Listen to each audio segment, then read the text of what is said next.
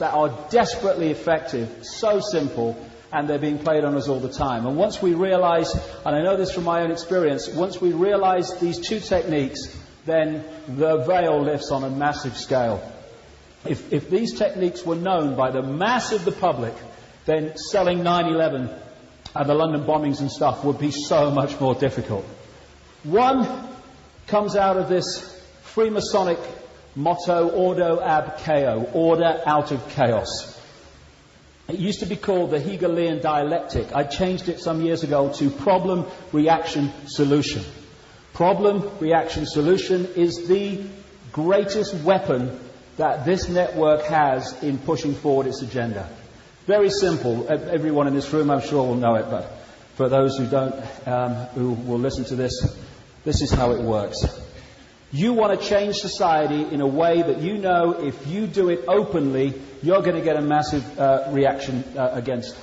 You want more and more surveillance, more and more control. You want a war on terrorism. You want microchip people, identity cards, and all this stuff. And so you don't announce it openly. You don't say we've had a meeting and this is what we're going to do. You play problem, reaction, solution. First stage, you create the problem covertly. Could be a terrorist bomb, it could be a 9/11, a run on a currency, a government collapse, stock market collapse, whatever. You then tell the public what you want the public to believe about that problem. Now this is a piece of cake because of the media we have. If we had a media that was any way connected to the word journalism, problem, reaction, solution couldn't work. Because the official story would be given out, real journalists would investigate and check it, and they would communicate their findings, it's a load of crap, to the people who would react in a different way. What are you lying to us for?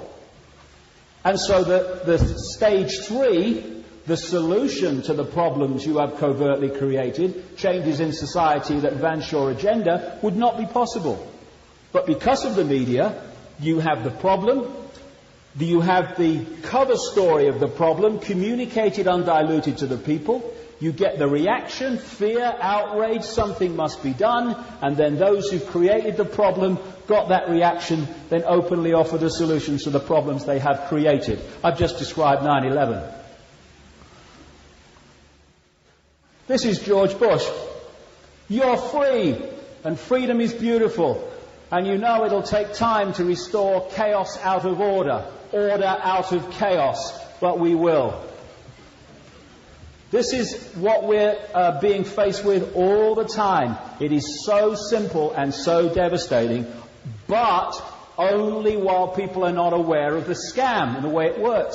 Second World War, you had this Illuminati, this elite, who were controlling the Soviet Union, and they were controlling the Allies, and they were controlling the Nazis. They brought them together into conflict in the Second World War, and at the end of the Second World War, the second global conflict in just a few short years, people were mentally, emotionally, and physically exhausted. What did they say? Something must be done. This can't go on. What are they going to do about it? And what was the solution? An explosion of global centralized institutions, financial, political, etc., that centralized power in the world on a colossal scale. Problem, reaction, solution. And this is happening all the time, where two sides playing out in the public arena are ultimately controlled by the same force, and even to quite a high level in the two sides, they don't even realize that. 9/11. Problem, reaction, solution. No need for prophecy. What they've done is told us what they were going to do before they did it. Be fair. They used two techniques, problem, reaction, solution, and they used the other one, which I call the totalitarian tiptoe. You're here, you know you're going there, but you know if you go in one leap, even those watching Wheel of Fortune might go, honey, what's going on? There's a big change going on. Who won that, honey? So what you do is do little steps, or as big a steps as you can get away with. And every step leads you along to where you know you're going, but every one is projected to the public as unconnected to all the others. And eventually you get down there and you look back and you think, crikey, how far have we come? What's going on? Exactly what happened with the European Union. It's just a free trade area, nothing to worry about, very good for jobs. That's what they're saying about, CAFTA and all that stuff now. And then they say, oh, well, it would be much better and more effective and efficient if we just had a bit more centralization here and a bit more centralization there. And eventually you've got the centralization of power in Europe, which you have now, problem, reaction, solution, and the totalitarian tiptoe. Talking of which, in September 2000, an organization called the Project for the New American Century, set up in the 90s by the people that have controlled the Bush administration since it came to power, produced a document called Rebuilding America's Defenses. Forget America, America's the vehicle. It's an Illuminati. Rebuilding America's Defenses, Strategies, Forces and Resources for a New Century. September 2000, just before Bush won the first election. The people that set up this organization were people like Dick Cheney, who became Vice President, Donald Rumsfeld, who became Defense Secretary, Paul Wolfowitz, who became Deputy Defense Secretary, and now, of course, is head of the World Bank. Please have mercy on the developing countries now. Also involved in creating it, Michael Ledeen, infamous of the connections into the far right in Italy, and he's so far right he meets himself coming back, this guy. Richard Pearl, one of the key neocons, as they call them, neoconservatives, just a name for an Illuminati grouping. Richard Pearl, one of the architects of the invasion of Iraq. Woolsey, the former head of the CIA. Douglas Feith, major player in the Defense Department in the run-up to the invasion of Iraq and stuff, and all the other stuff with Afghanistan after 9/11. Jeb Bush, brother of Georgie Boy, and William Crystal, who you'll see on Fix News all the time, putting the neocon, we must bomb everyone and all that stuff point of view, and he runs a newspaper, a Murdoch newspaper, which is a propaganda sheet for all this. Another guy involved is Frank Carlucci, thrown out of at least 2 African countries for involvement in assassinating their leaders.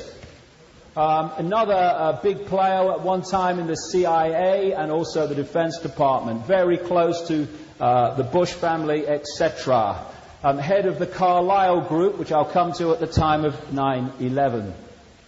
Another one of these neocons involved in this network and stuff, John Negroponte.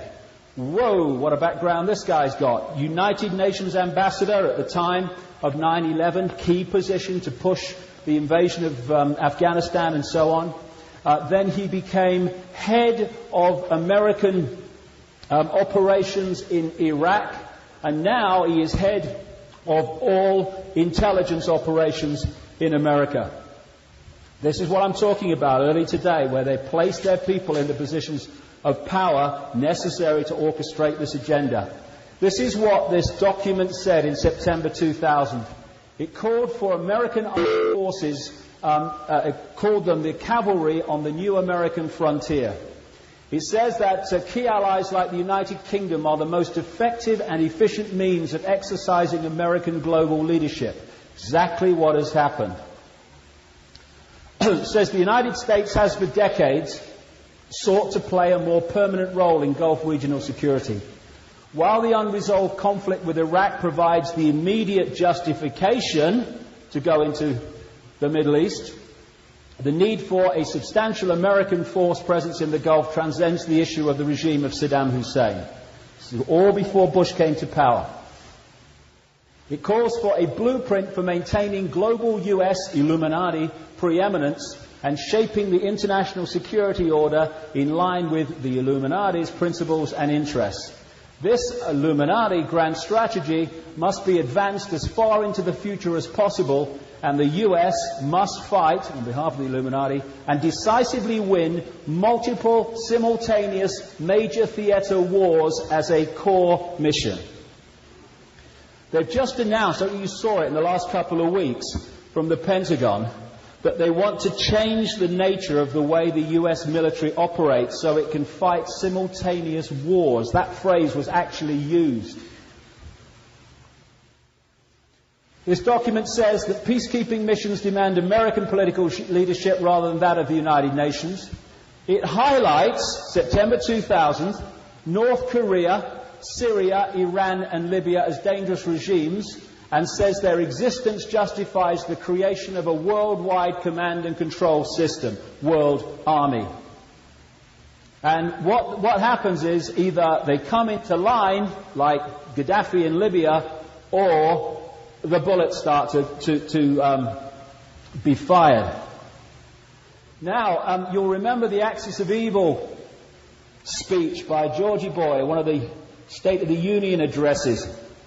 His speechwriter at the time was a guy called David Frum, one of these neocons connected into the Project for the New American Century and the American Enterprise Institute. They're all different names for the same force. He wrote the Axis of Evil speech. And what was the Axis of Evil? North Korea, Iran, Iraq. Straight from the pages of that document in September 2000. When they came to power in January 2001, they came to power, the Bush administration, controlled by the people behind this organization and this report. This is in September 2000 again. It spotlights China for regime change, saying it's time for a presence of American forces in Southeast Asia. This could lead to American and Allied power providing the spur to the process of democratization in China. It's what I've been talking about. And years before, I'd said that. The plan is to engineer events, etc., using the Muslim world and China. This document calls for the creation of US space forces to dominate space and total control of cyberspace to prevent their enemies, i.e. those exposing them, using the Internet. The Internet was a twin-edged sword for these guys.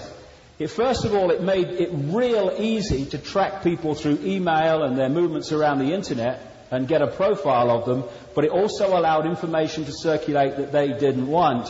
Now they are trying to pull back on the bit they don't like, and they're going to do more and more of that, using the war on terror and stopping terrorism as an excuse. And wait for this. People say the Nazis disappeared in 1945. They just changed the jackboots for business suits. This document talks of developing biological weapons that can target specific genotypes. This may transform biological warfare from the realm of terror to a politically useful tool. These are the people running America, and these are the people, in terms of mentality, that are running the United Kingdom and other places too. Now, this document said this. This process of transformation will be necessarily slow, it said, long, absent some catastrophic and catalyzing event like a new Pearl Harbor. 1 year after this was produced, 9 months after they came to power with Bush, we had what Bush called publicly our Pearl Harbor. Coincidence? Are you kidding? I go into the 9/11 thing in detail in this book, but I'm going to go through it here and connect it into all the things that may not seem to be connected but are right up to the present day. That was the real reason for orchestrating 9/11, to create a massive problem, glean a massive reaction, and therefore offer the solution of massive change. Again, the secret agenda is global centralization of power. The movie is we must stop terrorism. Well, stop doing it then.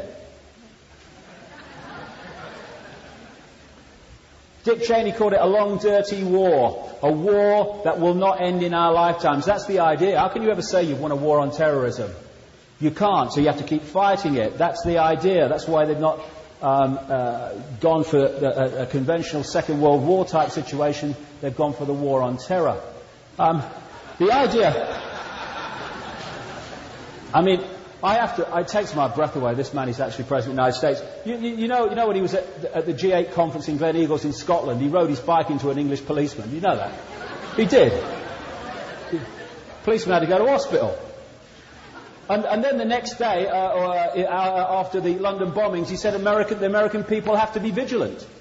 He can't be vigilant enough to miss an English policeman standing in the grounds of the Glen Eagles Hotel. The idea that George Bush is making the decisions is frankly ludicrous. Cheney is by far the power in the White House, and he's far down the chain of events and chain of command in terms of the Illuminati itself. These are front people. Another man feeding control into the boy wonder is his father, President of the United States. This man has some history.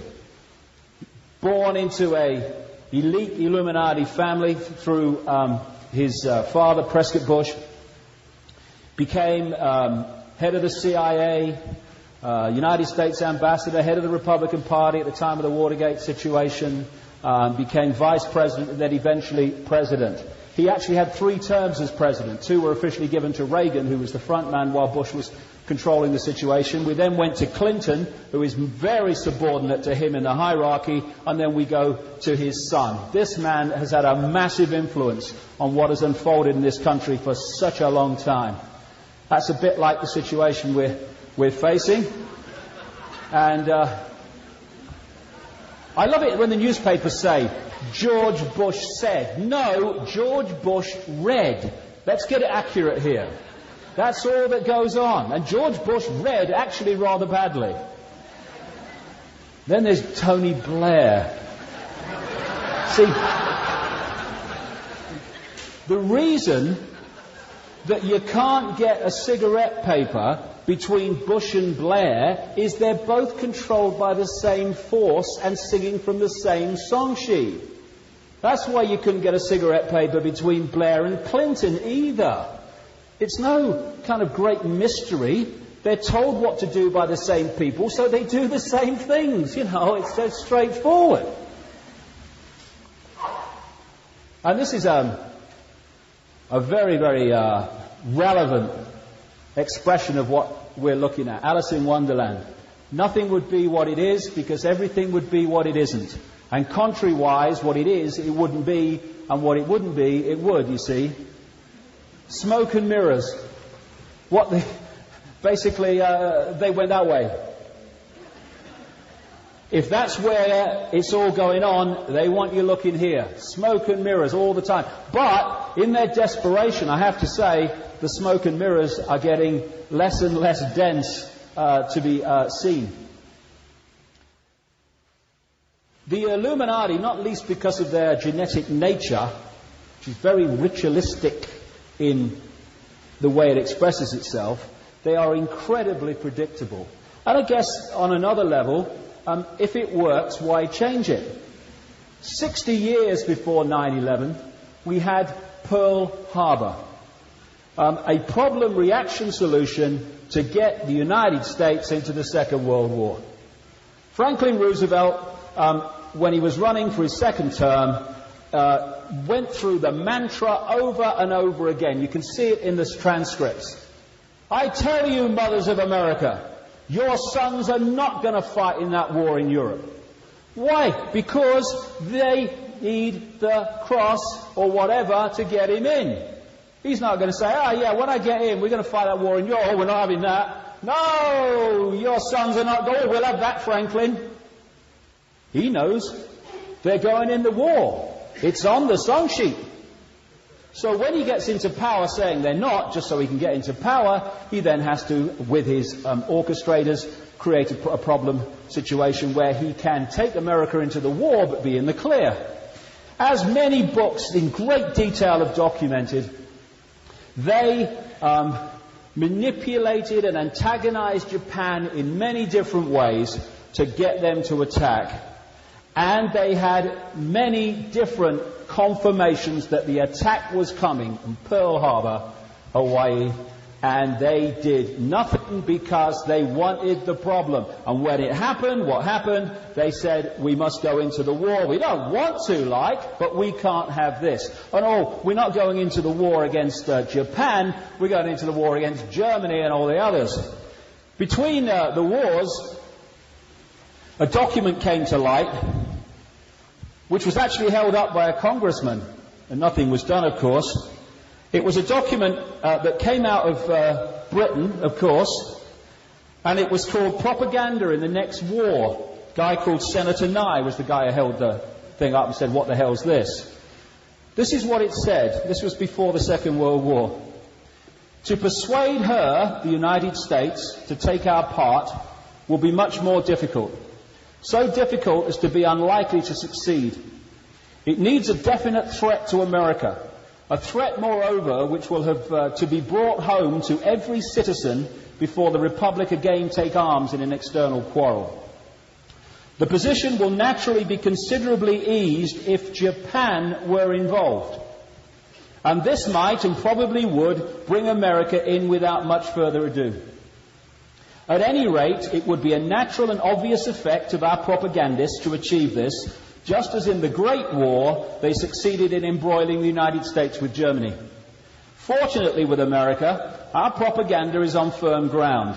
We can be entirely sincere, as our main plank will be the old democratic one. We must clearly enunciate our belief in the democratic form of government and our firm resolve to adhere to the old goddess of democracy routine. 1941, Japan attacks Pearl Harbor. Problem, reaction, horror, solution, America's in the war. Roosevelt said he never would. And they're playing exactly that on this now. Like I say, they're predictable. 6 years before 9/11, Oklahoma. And as a result of Oklahoma, changes were made to remove further freedoms. Clinton called within 24 hours of a greater militarization of domestic law enforcement to meet this threat. Timothy McVeigh got the blame for it. And again, as with 9/11 and the London bombings, there are some common themes and red flags. First of all, the fuel fertilizer device in the Ryder truck could not have caused that damage unless the laws of physics were suspended for that day. A guy called Brigadier Ben Partin, who spent a lifetime in weapons and explosives in the American military at a high level, wrote a 500-page report after Oklahoma, sent it to the media and all the people in politics, saying that it is impossible for a fuel fertilizer device to have caused that damage because when explosives pass through air, they lose power very, very quickly. The only way, he said, that building could have fallen as it did was for explosive charges to be on some of the pillars in the building. Exactly what other people have said.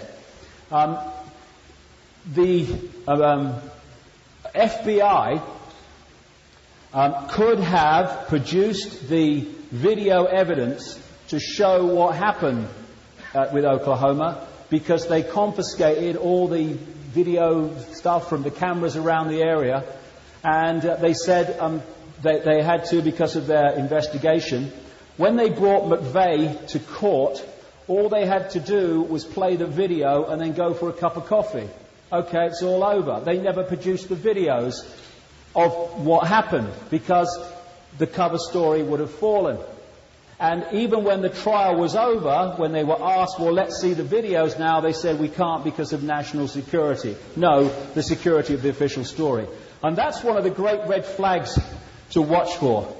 When us seeing something or hearing something would support the official story, we see or hear it. When us seeing or hearing something would destroy the official story, we don't see and hear it. Dead simple. And you can see it all the time. McVeigh was supposed to be doing this bombing as an attack on the Bureau of Alcohol, Tobacco and Firearms because of their involvement in the Waco horror 2 years earlier. Why then did he park the van with the bomb about as far away from where they were as you could? Why, if he, as one of the witnesses against him, said, again, someone who was given a lot of support by the authorities, they said that McVeigh had gone and cased the joint and looked at the whole area and the building and everything. So why, on the day of the bombing, did he go to a gas station and ask the way to the Murrah building, therefore connecting himself to the Murrah building on the morning of the bombing? Why, as some of the families who dropped their children off at the nursery there, never to see them again alive, why did they see the bomb squad around that building in the hour and a half before the bomb went off? When they were asked, the authorities said there was not any bomb squad activity. When the evidence was overwhelming, they said, oh yes, it was an exercise. Now that's going to be a recurring theme in the next hour. So what we're looking at with Oklahoma was one of the totalitarian tiptoe steps to the totalitarian American society, which 9/11 was designed to advance and did massively. Now, finding out what actually happened at Oklahoma was quite straightforward. If you let bomb experts into the rubble, they will establish basically where the bombs must have been and the material used. Instead of that, the government hired a company called Controlled Demolition to remove the rubble, where it was kept under guard by a company called Wackenhut, that is a CIA, FBI front, and is very, very, very close to the Bush family. If seeing or hearing it would destroy the official story, or investigating it, you don't do it. The Bush family weave through this all the time, going way back. The guy in the center there is Prescott Bush, the present president's grandfather. He was involved in companies closed down during the Second World War for participating with the enemy. They were Nazi companies. He was involved with the Harriman organization, and he was very much involved in a company called the UBC, the Union Banking Corporation. And this was an interface between the Harriman operation and a guy called Fritz Thyssen and his steel and banking empire in Europe. And Fritz Thyssen was acknowledged as a major funder of Adolf Hitler and the Nazis. And what the Union Banking Corporation were doing was funneling money out of America from these major Illuminati families through the UBC into Fritz Tyssen's operation and into the Nazis. And this is one of the reasons why the Germany economy went from fantastic thousands of % inflation to a major war machine in a dramatically short time. They were funded externally. We went from Prescott Bush through Father Bush down to the present Bush. A dynasty, a royal dynasty. At the time of 9/11, one of the key organizations still, but very much then, was the Carlyle Group. This is a group that specializes in buying up companies, defense companies, weapon-making companies, that depend on government contracts but aren't doing very well because they're not getting too many government contracts. They buy the company up and stands back in amazement. They suddenly get massive government contracts. The chairman at the time was Frank Carlucci. Told you about him. A major player in the Carlyle Group was Father George Bush, and so is James Baker, Secretary of State to Father Bush at the time of the Gulf War in 1991. These people were massively influential in the network that orchestrated the whole period that we're involved in now. Colin Powell, the first Secretary of State under Bush, actually called in his book Frank Carlucci, my mentor.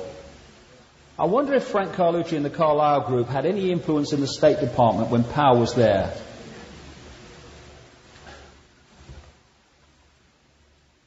Frank Carlucci was a roommate at Yale of Donald Rumsfeld, Defense Secretary. I wonder if the Carlyle Group had any influence in the Defense Department. And a classmate of Rumsfeld was James Baker. It's a very rarefied world. And on behalf of the Carlyle Group, Father Bush was very, very much involved with the Saudi royal family and the bin Laden family, the bin Laden construction family, who were clients of the Carlyle Group. The first oil company, appropriately called Abusto Energy, because anything to do with Boy George goes Abusto, only he ends up smelling the roses and everyone else loses it. One of the people who invested in his first oil company was Salem bin Laden, head of the bin Laden family and the bin Laden construction family, Osama bin Laden and all that. Also, they're connected, like I say, into the Carlyle Group. And this is how silly it gets. When a bomb blew up the Khobar Towers, killed a lot of people in Saudi Arabia, including Americans, it was blamed on Osama bin Laden. Guess who got the contract to rebuild the bloody place? Bin Laden Construction. All in the bloody family, it is. There we go.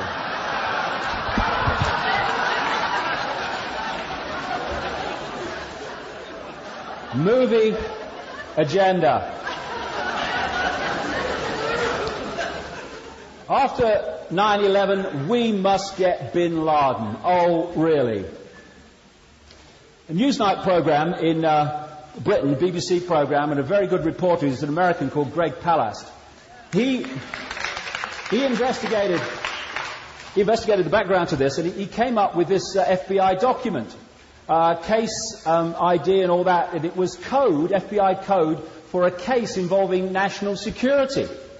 And the Washington field office of the FBI, special agents, produced this document. It was an investigation into Abdullah bin Laden, brother of Osama bin Laden, and treasurer of an organization called WAMI, that is a suspected terrorist organization, according to the bloody many organizations, including the State Department.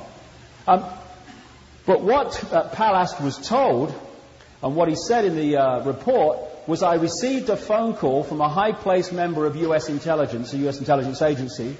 He tells me that while there's always been constraints on investigating Saudis, under George Bush it's gotten much worse. After the elections, the agencies were told to back off investigating the bin Ladens and Saudi royals, and that angered agents. And what turns out is that investigation into Abdullah bin Laden and WAMI was crushed and not allowed to go ahead. This is before 9/11.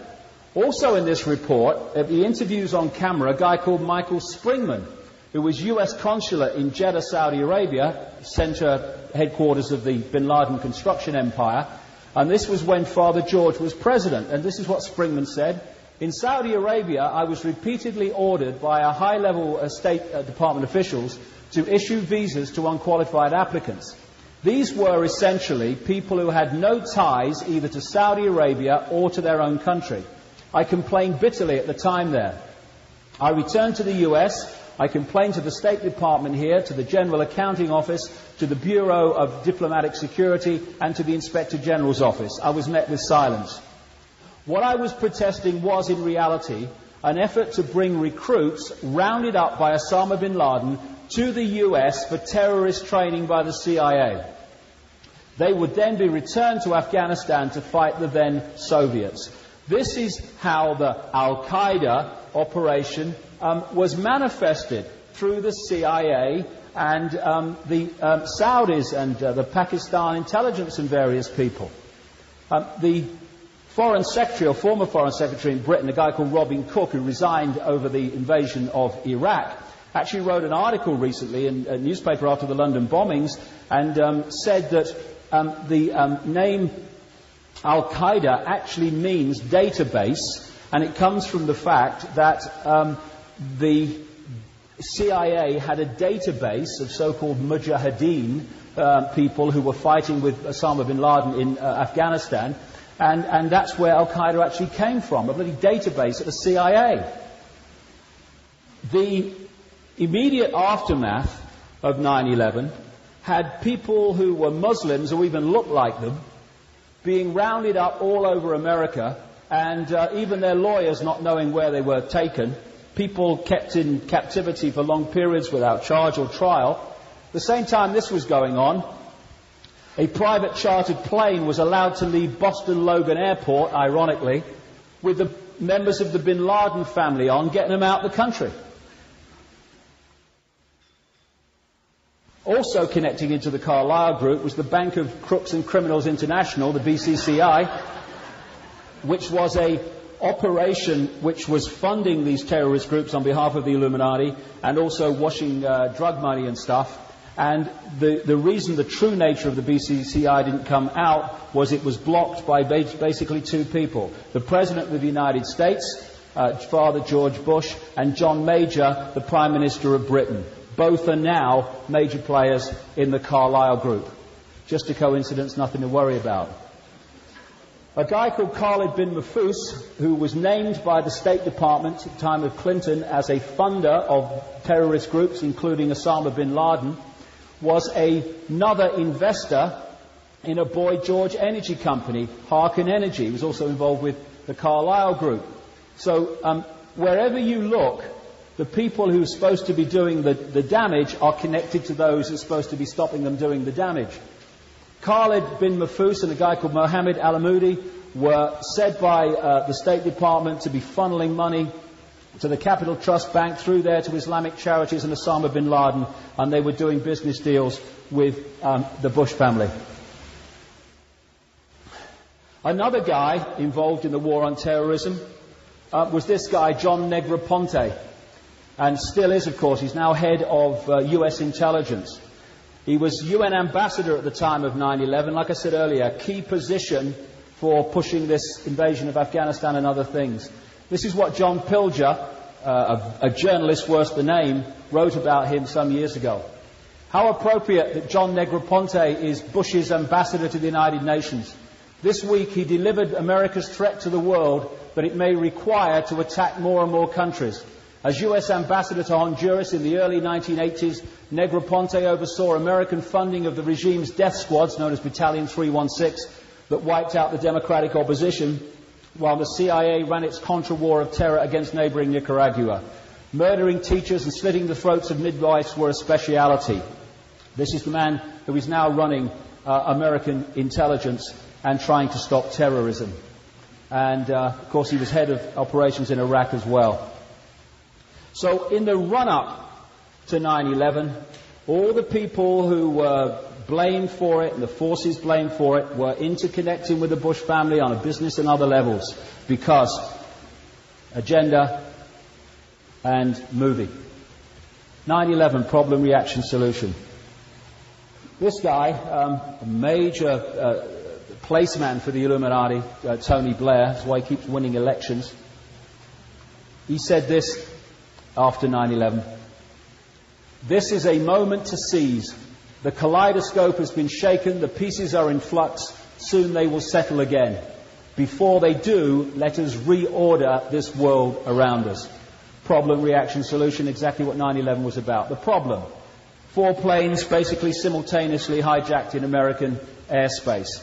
And in that period of, 2 hours or so while it was going on, the apparently most powerful military force in the world did absolutely nothing that made any difference whatsoever to the outcome.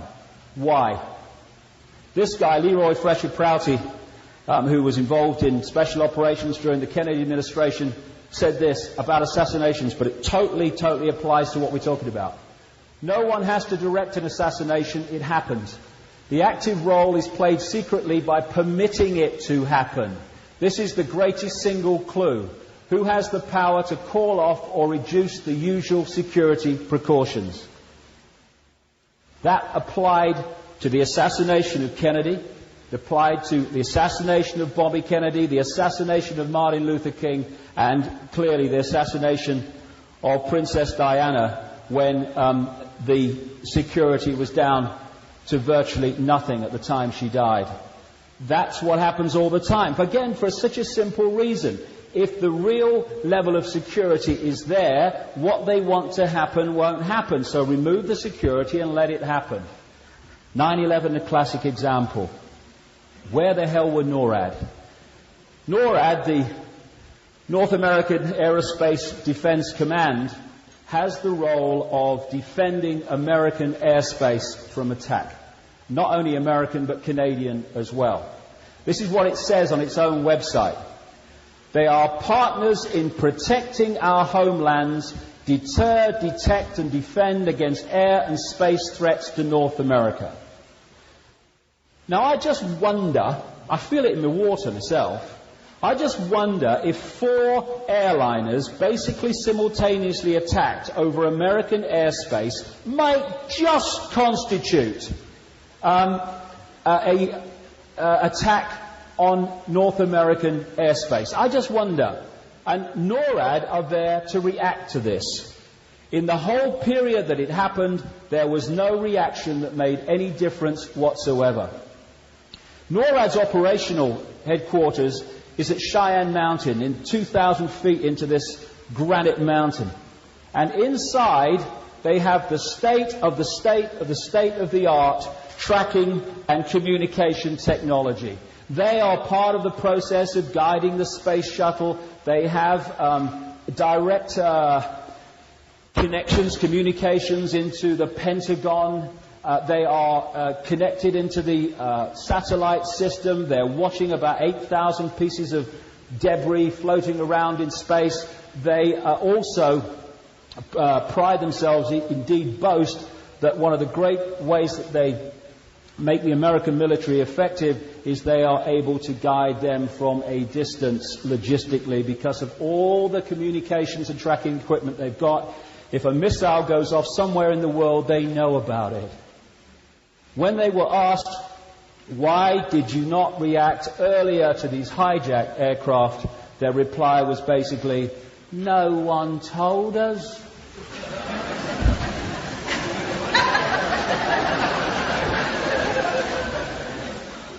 I smell something fishy there myself.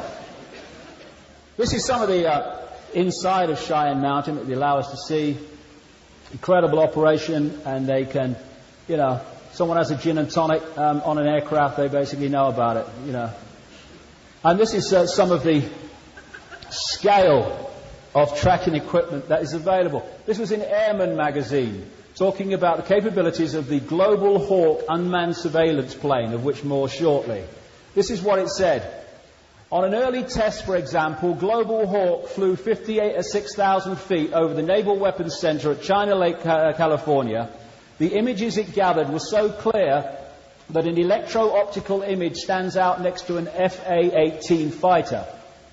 An infrared image showed where concrete had cooled down from the shadow of a C-130 that had recently taken off. And they got that from 56,000 feet. And they can't find Bin Laden. And they couldn't react quicker to what was happening on 9/11, please. One of the stories that kind of tells the tale is the one of Flight 77 that hit the Pentagon, which I'll come to in a second. I mean, that was just an incredible example of how this was orchestrated non-response. What's supposed to happen, according to the official regulations, is once a transponder connection is lost and or connection to a cockpit, then the air traffic control tells NORAD, they launch jets and they go up to find out what's going on. Of course they do. You can't have aircraft flying around American airspace that's lost contact with the ground. The case of the golfer Payne Stewart was an example of how this operation works all the time. He took off in a Lear jet, and because of decompression problems and stuff, everyone went unconscious, and it was flying on autopilot. What happened was, NORAD were told by air traffic control, they launched jets and they tracked it across America until it ran out of fuel and crashed in a place where no one was going to get hurt. That's what they did with a Lear jet. With a 757-767, nothing that made any difference to events.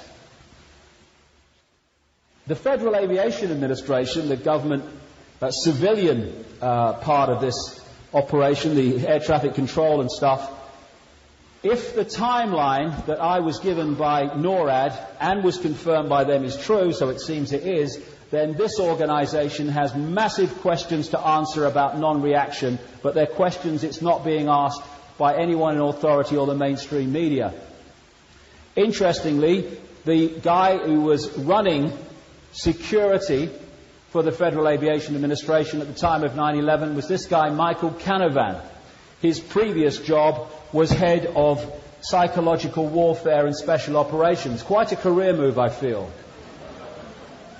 He left the FAA shortly after 9/11. Now, like I say, this one is the Flight 77 is an example that kind of encapsulates the whole thing. You are, according to Mueller, the FBI chief at the time, you are highly professional hijackers who have been orchestrating this for years, he said. You know, because you only have to go on the internet to find out, what the reaction operation is, the system, to hijackings. That is, the authorities launch jets to go up and see what's going on. So, you take off from Washington Dulles Airport, and your target, we are told, is the Pentagon just down the road. So these highly professional, years in the making terrorists and hijackers have a wonderful plan to confuse people. What they do is fly in a bloody plane 45 minutes into the Midwest. They then hijack it and fly it 45 minutes back to hit a building down the road from where they took off. Yes, that makes sense. It is insane. It is ludicrous. It is the official story. Those two statements are interchangeable, by the way. And it hit, or so we're told, Flight 77 hit the Pentagon without any response from the most powerful military operation in the world when it's flown 45 minutes back from the Midwest to hit the headquarters of the American military. Are you kidding? What they did was launch jets to react to Flight 77 coming in from the Midwest from Langley Air Force Base, 130 miles away. And they all just didn't get there in time. Little question. Why didn't they launch them from the Andrews Air Force Base 10 miles down the road, where they protect the Washington airspace from? I rang NORAD, and I said to them, who defends this airspace across Washington that no one is allowed into? You know, around the center of Washington and stuff. And who defends this airspace? They said, it's the civilian operation. Oh, you mean the FAA? Yeah. So I go to the FAA and I said, how do you police this no-fly zone over Washington? They said, oh, we just do it as appropriate. Well, what the hell does that mean? What's the point in having a no-fly zone over Washington if you're policing the bugger from 130 miles away? Little bit of a waste of time, one thinks. Of course, where it's policed from is the Andrews Air Force Base. Why then did they not react from there on 9/11? Because it would not have had the effect if they had. The DC Air National Guard, the Capitol Guardians, brackets except on 9/11, say that they protect Washington from attack. This is what they say on their website. The DC Air National Guard is located at Andrews Air Force Base. We're home to the 113th Wing, Fighter Squad, and all that stuff. The DC Air National Guard stand ready to respond to the needs of the District of Columbia and the nation should the need arise. Except on 9/11. Why? This is what they've said recently. You know, these planes are going into the airspace and these little planes in the airspace over Washington. This is what they said. It happens all the time. When a small private plane recently entered the 23-mile restricted ring around the US Capitol, 2 F-16 interceptors were immediately launched from the Andrews Air Force Base, just 10 miles away. In a similar episode, a pair of F-16 Fighting Falcons on a 15-minute strip alert at Andrews Air Force Base was airborne from Andrews just 11 minutes after being notified by North American Air Defense Command of a Cessna straying towards the White House. Bloody 757 headed into Washington. Oh no, hey. Wheel of Fortune's on.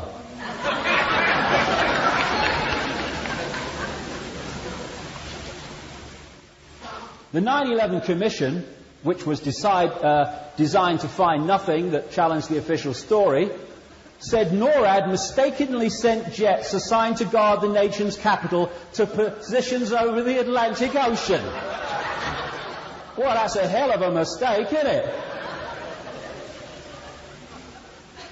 An order by Dick Cheney to shoot down hijacked planes did not reach pilots until 30 minutes after Flight 93 crashed. I mean, you know, did the mobile phone system go down? I mean, what's going on here?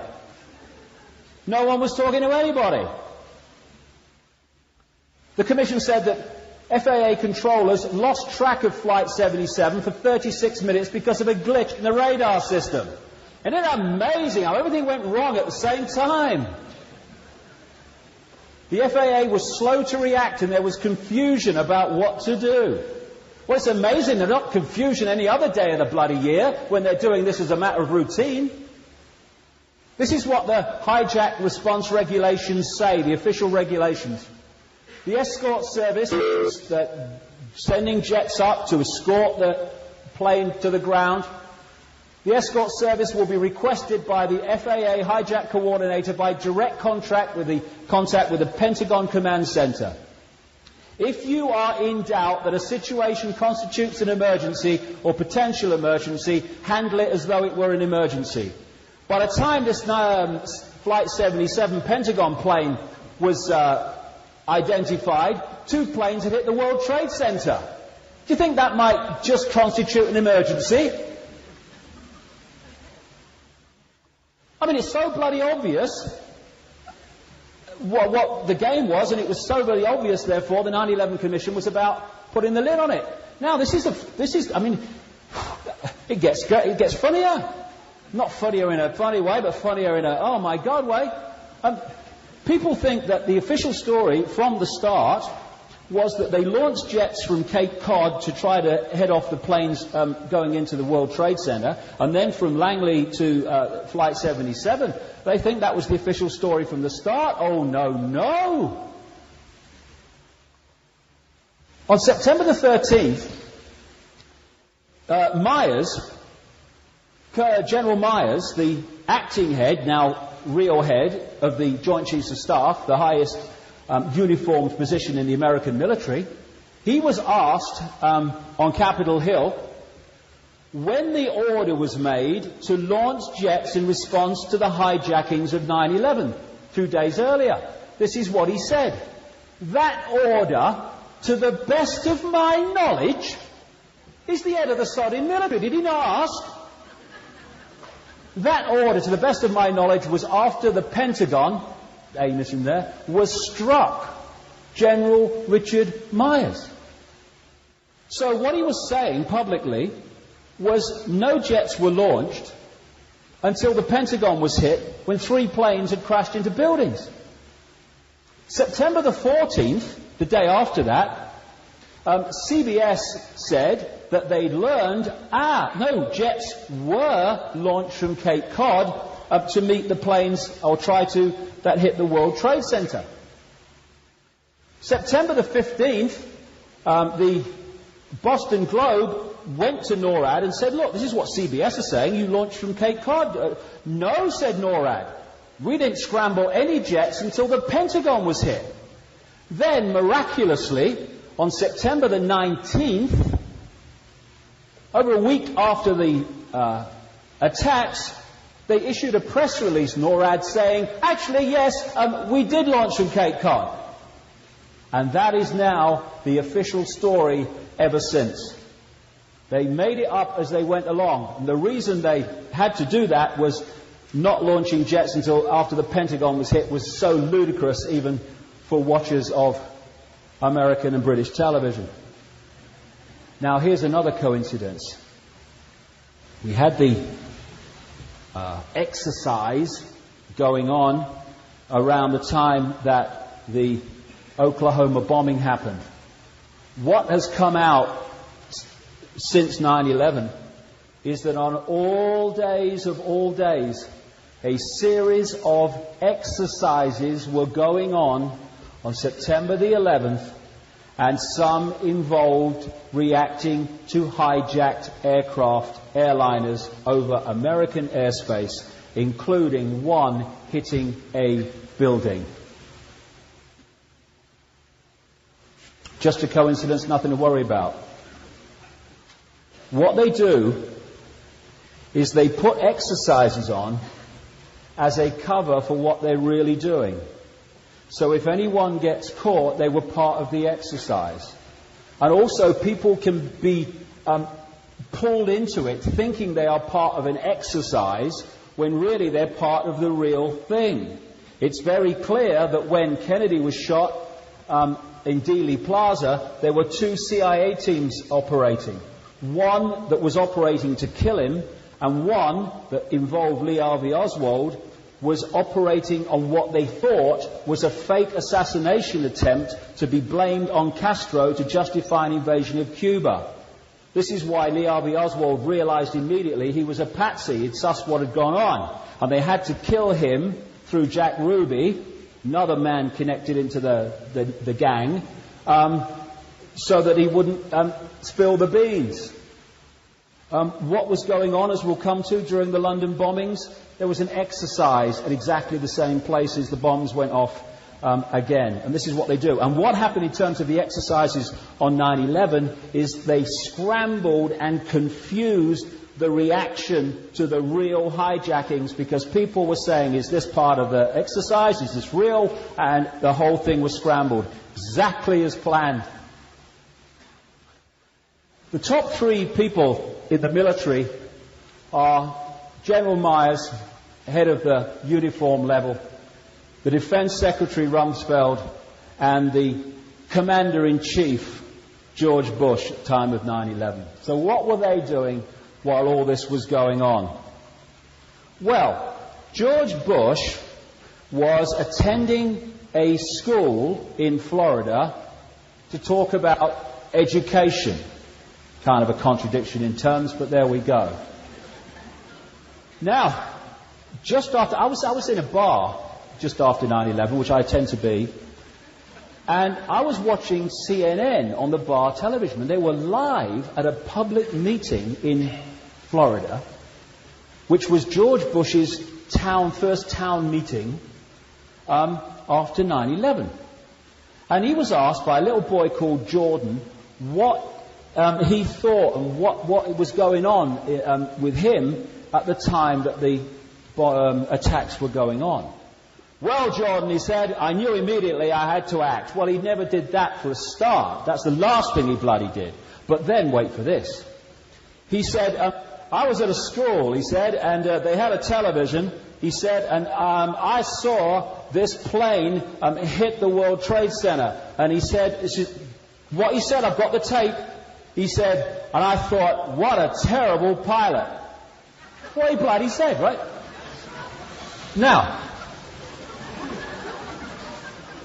then he goes into the classroom, and then he's told about the second plane hitting the World Trade Center. Now, reel back, deep breath. The first plane hitting the World Trade Center was not seen live on television. It was only filmed by a crew doing a documentary on New York fire crews. Later, it came to light. The live one was the second one, and when the second one hit, he is in the classroom. What is he talking about that he saw the first plane hit? Impossible. Next morning, I buy the papers because I'm waiting for people to say, what's he talking about? Nothing.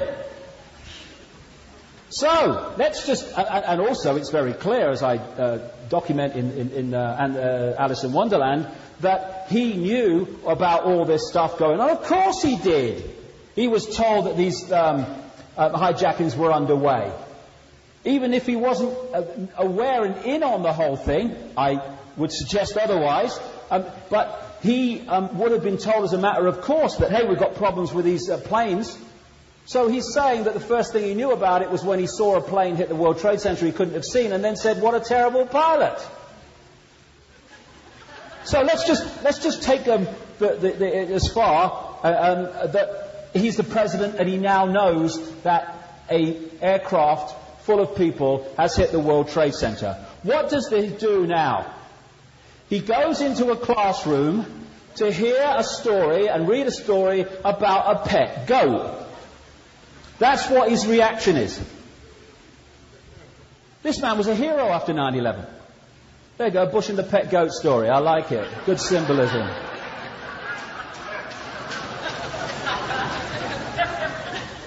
So then, this famous picture, Andrew Card, White House Chief of Staff, comes in, and according to Bush, what Card's supposed to have said was impossible because Card was not talking to him for long enough to say it. So it's all a bloody lie. But anyway, what Card was supposed to have said was, Mr. President, America's under attack, another plane has hit the World Trade Center. What does Bush do now? The President of the United States, Commander-in-Chief, now knows that 2 airliners have hit the World Trade Center. What does he do? He sits there for another 20-odd minutes hearing a story about a pet goat.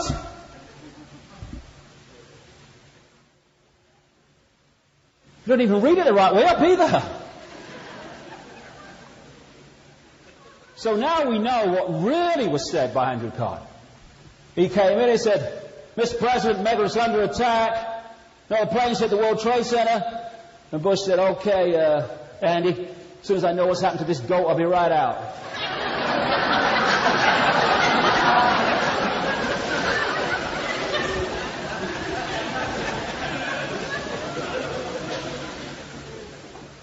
9/11 Commission. Response to the hijackings was slowed by difficulty getting secure communications among the President in Florida, officials in Washington. Rubbish! There were no communications because they weren't meant to be. Then he does his speech saying next to nothing. And then he heads for the plane. Don't rush, George. No problem. There we go. Hey, what's on telly tonight, honey? Now, this is the other one. They said, if you remember, that there was a phone call, which they took seriously, that said Air Force One is next. And that was one of the explanations for why Bush didn't head straight back and get on with it in Washington. And then about 2 weeks later, they had to admit it was a bloody lie, and the call was never made and never received. But the other question is, if they said this call, Air Force One is next, why was the first thing they did was drive the President from the school to Air Force One and take him off in the bugger? I mean, work that one out. There's not one strand in this official story that fits with another. Where was Rumsfeld, the Defense Secretary? Well, we know where he says he was, because I have the tape of him on Larry King Live just after 9/11. He was asked, what was happening with you that day? He said, I was hosting at the Pentagon in my office, on the other side of the Pentagon from where it was hit, a congressional meeting of people on the threat of terrorism. Oh, good diary decision, rummy boy. He said, and what happened, he said, was during this meeting, someone came in and handed me a note saying the World Trade Center had been hit. Now, these are his words. He said, I went to get a CIA briefing, and about 15 minutes later, I felt this jarring thing, which was the Pentagon being hit. Okay, we have a timeline. Thank you very much. The Pentagon was hit about 20 to 10. Go back 15 minutes when he received the note, in his own words, saying the World Trade Center has been hit, and you are at 9:25. He is saying, in his office, down the corridor from the command center that is designated to respond to hijackings, that he was only told at 9:25 about the first plane hitting at 9:15, and they didn't mention in the note the little fact that another bugger had hit about 9:03. This is his explanation. It's bloody nonsense. This is the official way that they're supposed to react to these things. These are from the official regulations. The command center in the Pentagon will, with the exception of immediate responses, forward requests for the Department of Defense assistance to the Secretary of State for approval. And the regulations also go on to say that the Secretary of State has to be told immediately. Rumsfeld, who is orchestrating the war on terrorism, has lied through his teeth about 9/11 and where he was and what was the involvement of him was in it. Why?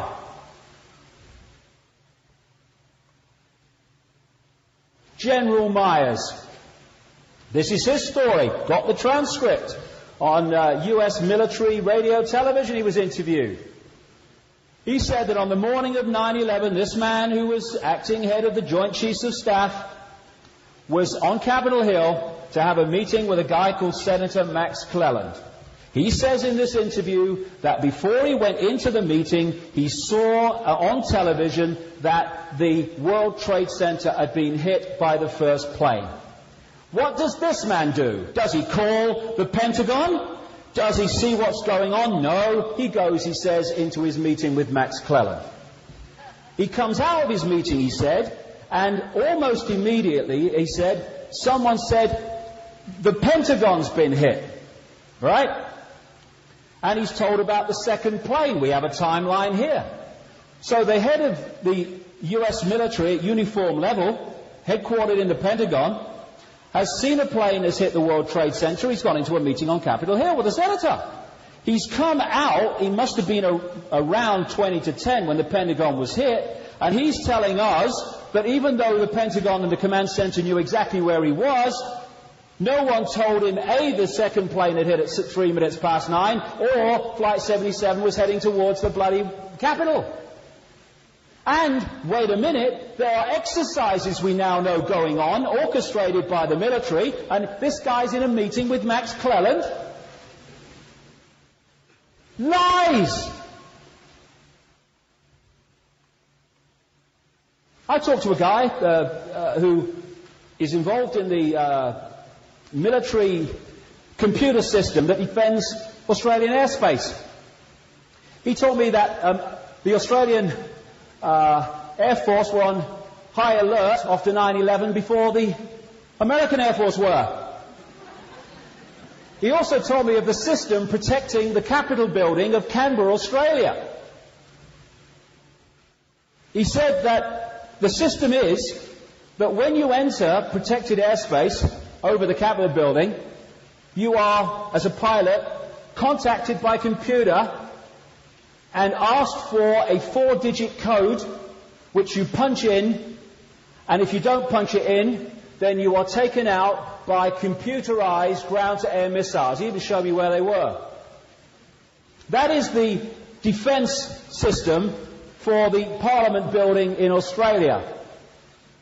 The headquarters of the American military can be hit with no response whatsoever.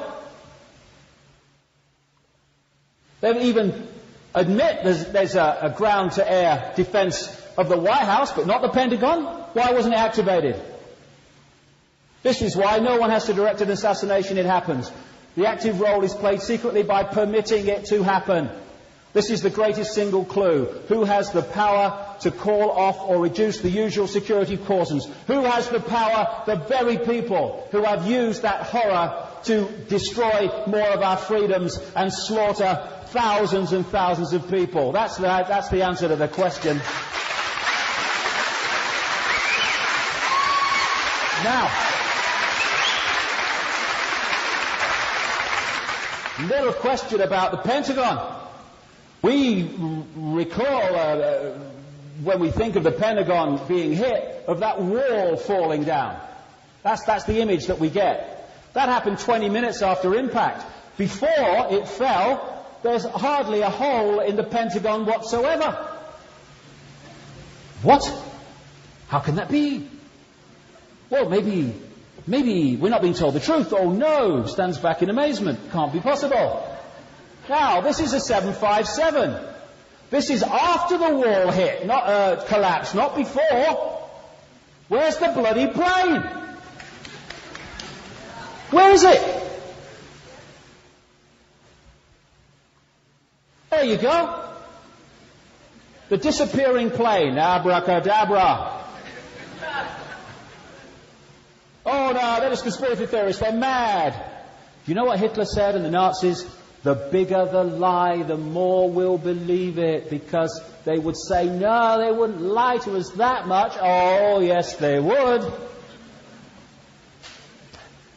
This is the wall collapse, but even then, where's the sodding plane? Never mind, before it collapsed. There we go. Where is it? Now, what's supposed to have happened is the plane came in low, smashed on the ground, and went in. Right? There is again before the wall collapsed. Where is it?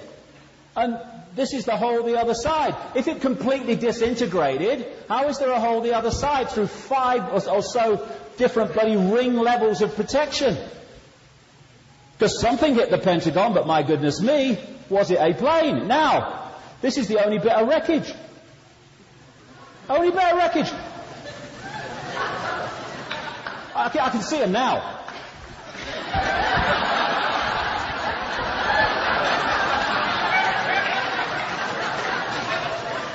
So, plane comes in, hits the ground, crashes into the building. Where? Where's the damage to the bloody lawn? Where? They get the gardeners in bloody quick, don't they? Now, things gone, unfortunately. It just might be working. Now, look here. Here is a kind of a stall thing right next to where the thing was hit. Look at it. It's a frigging computer here, look. It's a computer. It's just been hit by a 7.5-7.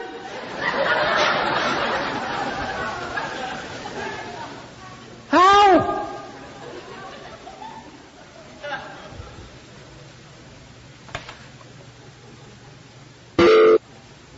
It was hit by a small plane, possibly. I would suggest it was hit by a cruise missile, which went through a hole, bang, and out the part of it out the other side. Certainly was hit by a 757. So then comes the question: where the hell was the 757, and what happened to the passengers?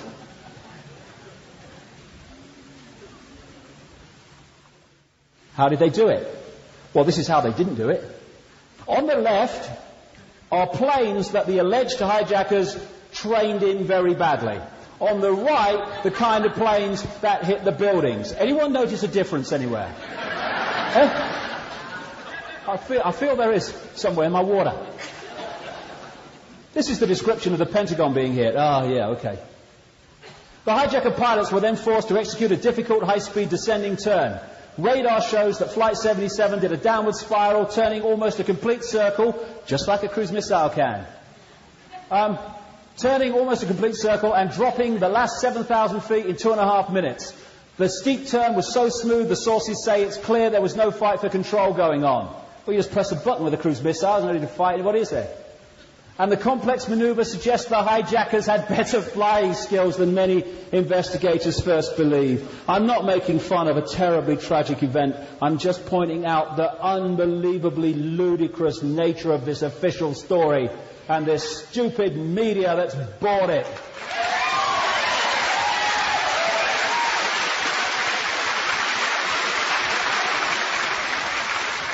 The jetliner disappeared from radar at 9:37. Less than a minute later, it clipped the top of the street lights, ploughed into the Pentagon at 460 miles an hour, while leaving no frickin' wreckage.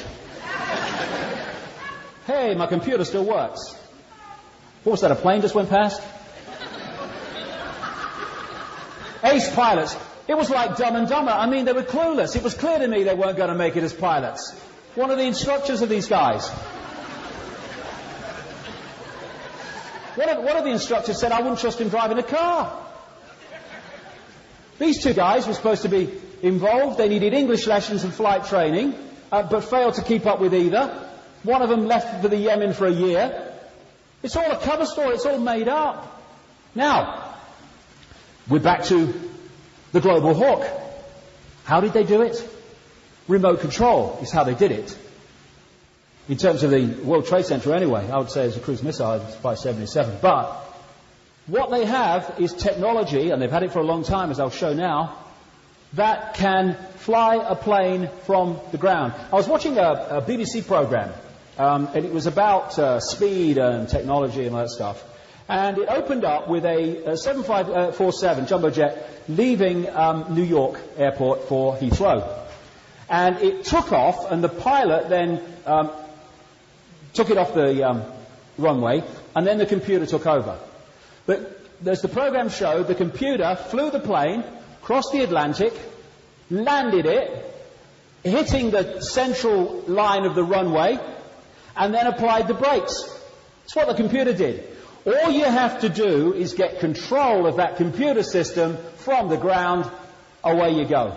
That's what they do with this, the unmanned Global Hawk. Wingspan of a large plane, comparatively. Now, Operation Northwoods. This shows just how far back this goes. It came to light this when a guy called James Bamford, a former producer with ABC, started writing a book about the National Security Agency. And in his research, he came up with this document about Operation Northwoods. This was an operation 40 years ago, orchestrated by the Joint Chiefs of Staff at the Pentagon, to bomb American targets, sink ships, down planes, and blame it on Castro's Cuba to justify an invasion of Cuba. This is 40 years ago. This is part of what Bamford says. The plan called for innocent people to be shot on American streets, for boats carrying refugees fleeing Cuba to be sunk on the high seas, for a wave of violent terrorism to be launched in Washington, D.C., Miami and elsewhere. People would be framed for bombings they did not commit. Planes would be hijacked using phony evidence. All of it would be blamed on Castro. Official document 2 years ago. My goodness, talk about history repeating. Now, what was one of the things involved in this series of manufactured terrorism? It was for an aircraft at Elgin Air Force Base to be painted and numbered as an exact duplicate for a civil registered aircraft belonging to a CIA proprietary organization in the Miami area. At a designate time, the duplicate would be substituted for the actual civil aircraft. God, losing my voice. And would be loaded with selected passengers, all boarded under carefully prepared aliases. The actual registered aircraft would be converted into a drone, controlled from the ground.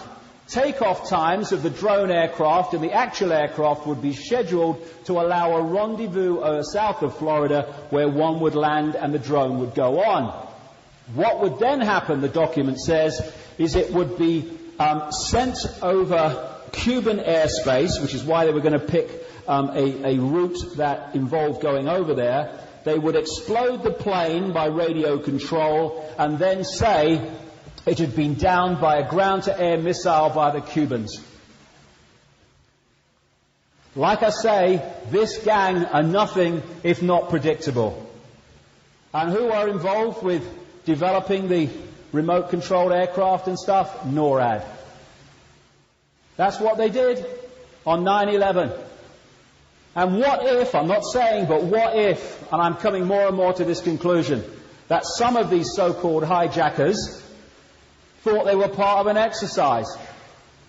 And they get on a plane and, boom, they're not part of an exercise anymore. They're the fall guys. Quite possible. Or it's possible they weren't even on it. Now, black boxes, 2 in every plane. Data recorder, cockpit conversation recorder. Where the hell are they?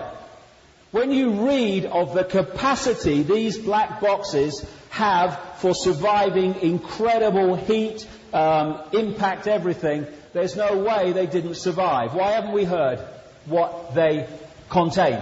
Because if we see and hear it, we'll destroy the official story. We don't see and hear it. The hijackers. 19 hijackers. The FBI said they hadn't got a clue that was coming. They named the bloody hijackers in next to bloody no time. Funny how 7 are still alive. At least. What did they do? Parachute? I was on one of these mainstream kind of talk shows in somewhere in America, Seattle, I think, somewhere. And I said about, 7 of the hijackers still alive. Mainstream media have tracked them down. And he said, "What are you saying? They survived the crash?" Oh.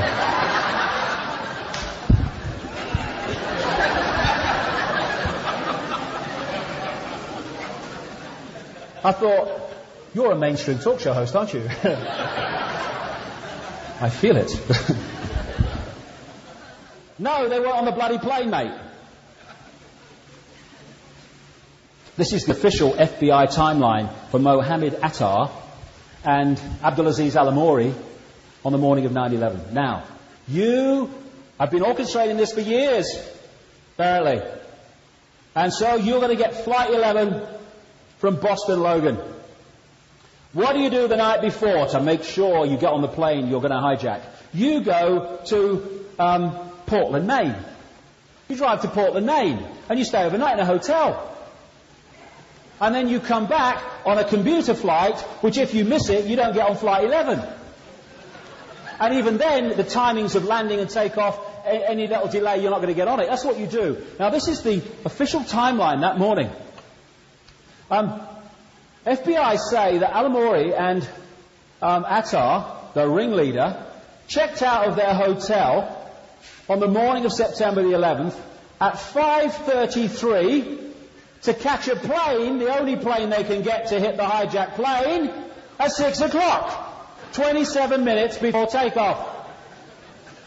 In that time, they have to drive their hire car to the airport, park it, they have to get to departure, check-in, they have to go through security and get on the plane. Well, the alarm clock not go off, what happened, you know? Abdul, get up, bloody hell!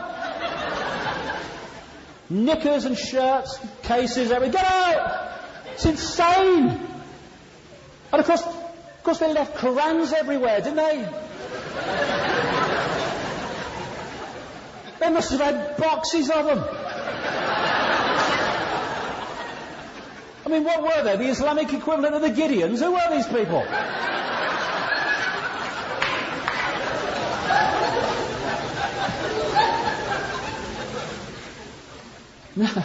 Unbelievable. Then there's the passport. The hijacker's passport found near Ground Zero. I sat in my front room and I watched a BBC newsreader tell me that the FBI had announced that they found a hijacker's passport near Ground Zero, and she never laughed. Paper passport, massive fireball. I'm not a physics major, but...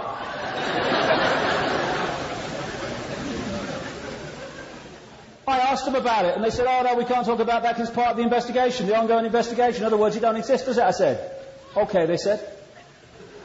A year after that, an ITV crew documentary on 9/11 asked the FBI about the hijacker's passport, and this is their quote. They said the hijacker's passport is a rumour that might be true.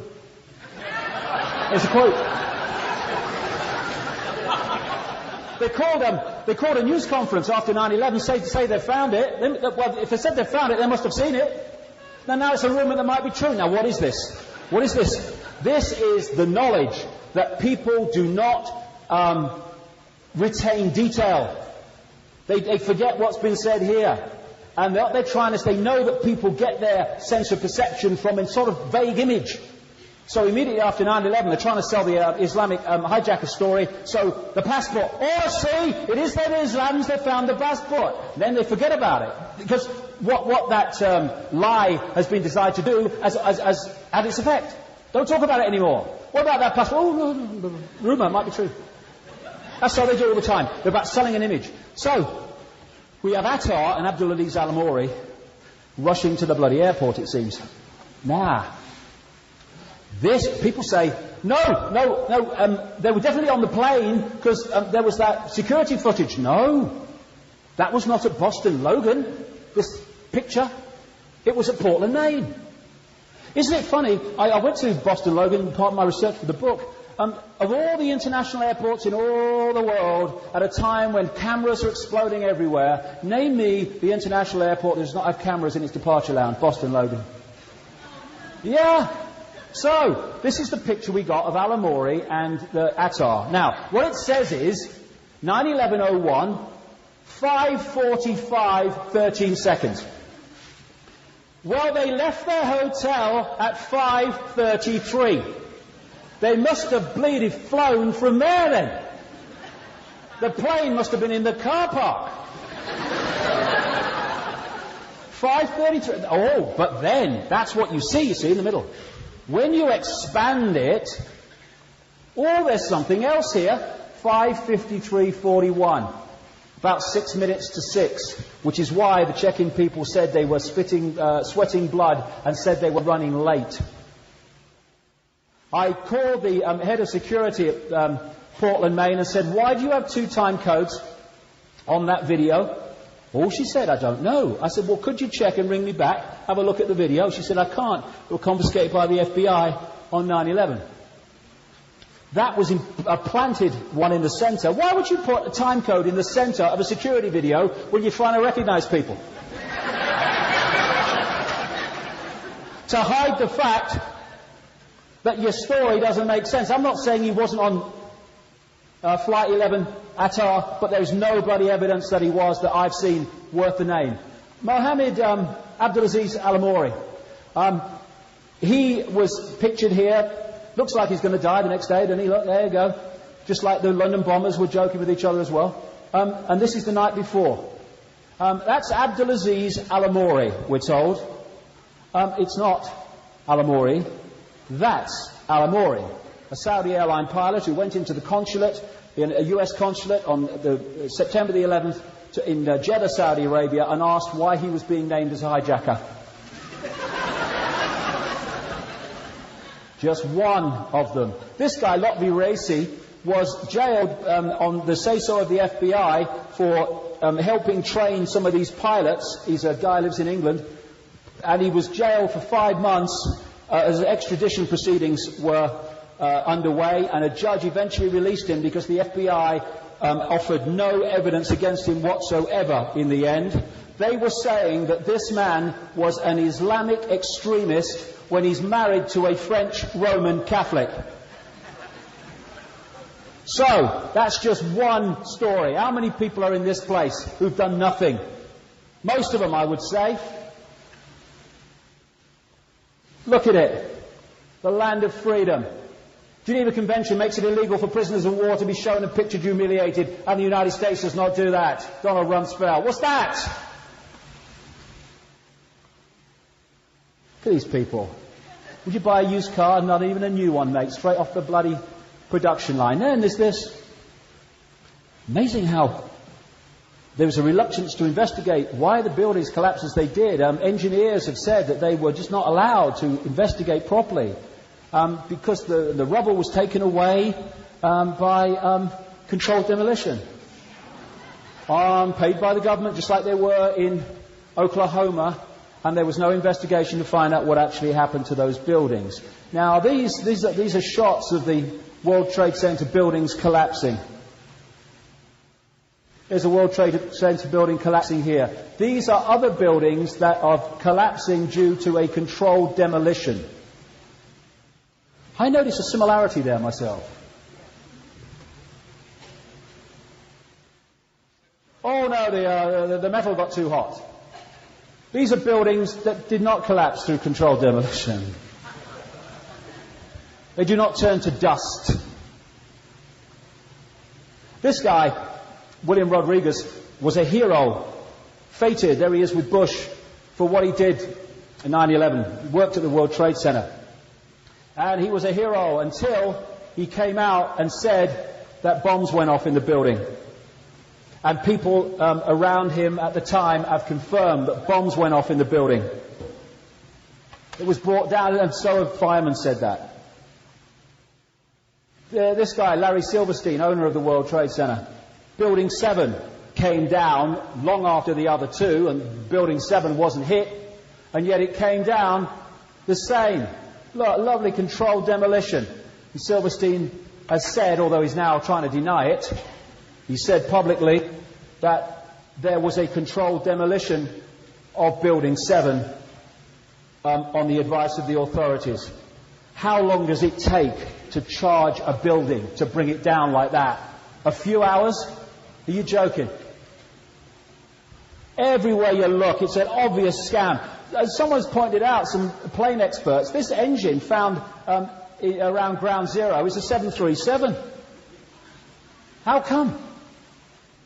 The whole story is a monumental lie because it is a cover story to create a problem to change the nature of society. So, you've got to hide the secret agenda, so you use the movie to do so. Will you lie first or shall I? I thought that was very appropriate. Put your hand on you. That's a Freemasonic symbolic place to put your hand. And use people's emotions when you know who's really behind it. I mean, the real actors are not in Hollywood. Turn it into a black and white situation. You're either with us or with the terrorists. Don't focus on the fact that your targets are devastated also by what's happened. Just focus on the images that you want to bring about the desired reaction.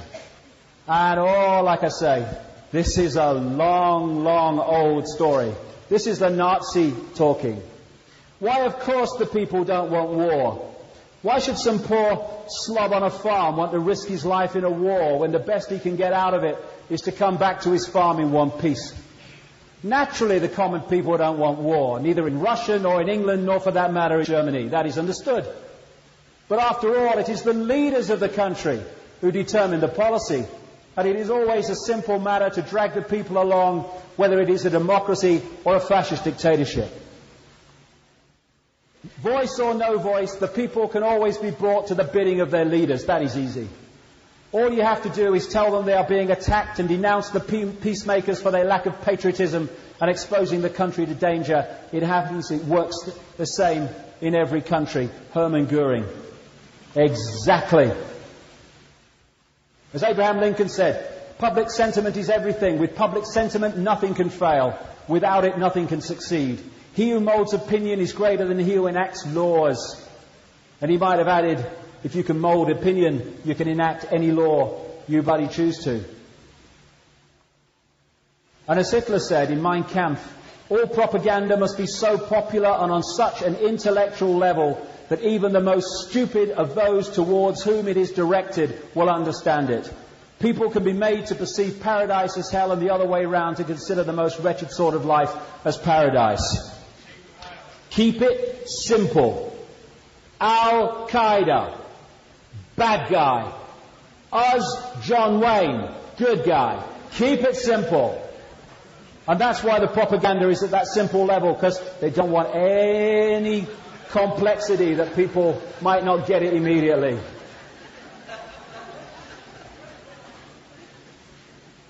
This is Tony Blair holding up the evidence against bin Laden.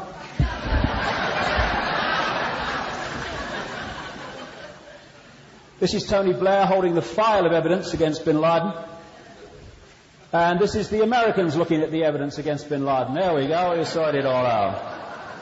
There we go, we're away. There we go. Lies, lies, lies, lies, lies, lies, lies. I'm sorry, that's all I can say. All my other lies are classified. There we go. All right, Rumsfeld. This is what Bush said after 9/11. They are harbouring a terrorist, speaking of Afghanistan, and they need to hand him over. There's no need to discuss innocent or guilt. We know he's guilty because it's in the song sheet. And so bin Laden, and this whole bin Laden thing is just so masked in smoke and mirrors. I mean, they created him as a frontman.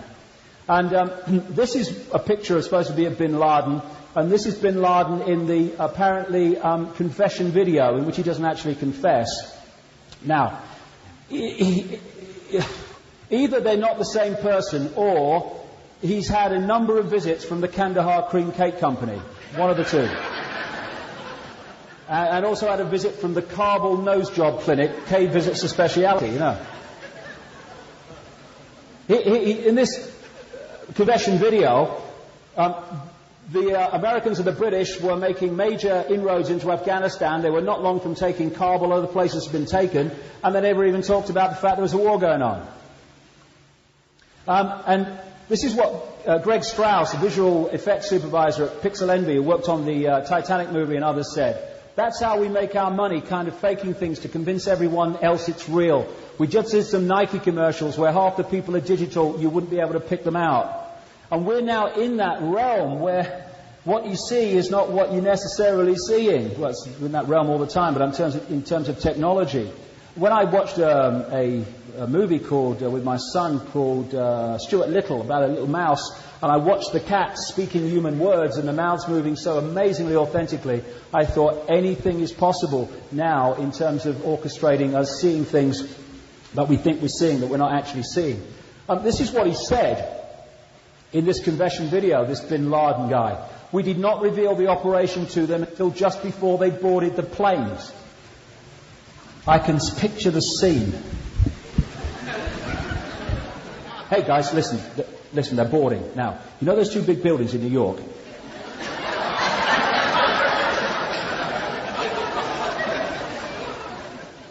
It is insane. And it is an insult to those who lost loved ones. An insult. This is what 9/11 Commission said. The 9/11 date was selected 3 weeks before the attacks. Oh, please. Only 2 days before the attacks, they still had not agreed what the targets were to hit. Oh, me goodness. You ever see that movie, Wag the Dog? We're living it. We're living it. For those who haven't seen it, Wag the Dog is a story of a president that is about to go into an election for a second term, but he's got a problem with a story of a relationship with a woman coming out. So what they do is they get a Hollywood producer, played by Dustin Hoffman, to orchestrate a war in Albania, with Albania, that doesn't actually happen except in a Hollywood studio. And they send footage to the media organisations who just play it as if it's back coming from Albania, and it's coming from a studio. And what they do is put the war with Albania on the front page and make sure the problem with the girl, the woman, does not get publicised until after the bloody election at least, when he's re-elected. We're seeing this now. It's a manufactured movie that we're watching. And this is why these three people did everything they could to even stop having a 9/11 investigation, rubbish as it was. And the first person they wanted to head it when they were forced into it was Henry Kissinger. There is not a fibre of this man's body that is not Illuminati. And he's still everywhere. I mean, the first head of operations in Iraq after the invasion, Paul Bremer, he's a Kissinger clone with Kissinger Associates. But what you do is you ignore the detail, like I say, and you focus on image. Keep that image going. Manufacture the emotion. You have to, because you don't have the ability to empathise. Focus on one man, but only for a while. And talk about freedom while taking it away. And at least 3,000 civilians in the initial attacks on America are followed by at least 5,000 civilians in the initial attacks on Afghanistan. And somehow it's a glorious victory. Just focus on that. That is terrorism. That is fighting for justice. That is evil. That is doing God's will. They're both frickin' terrorism. The difference is one's on a much greater scale.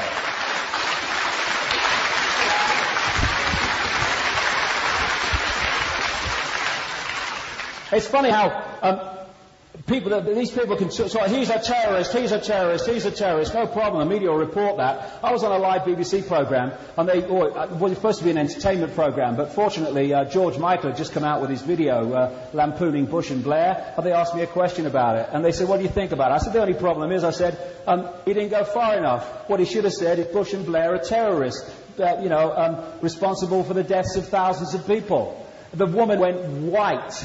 I think her ear was going off, because you cannot say that, even though they can say it of other people and it's reported, no problem.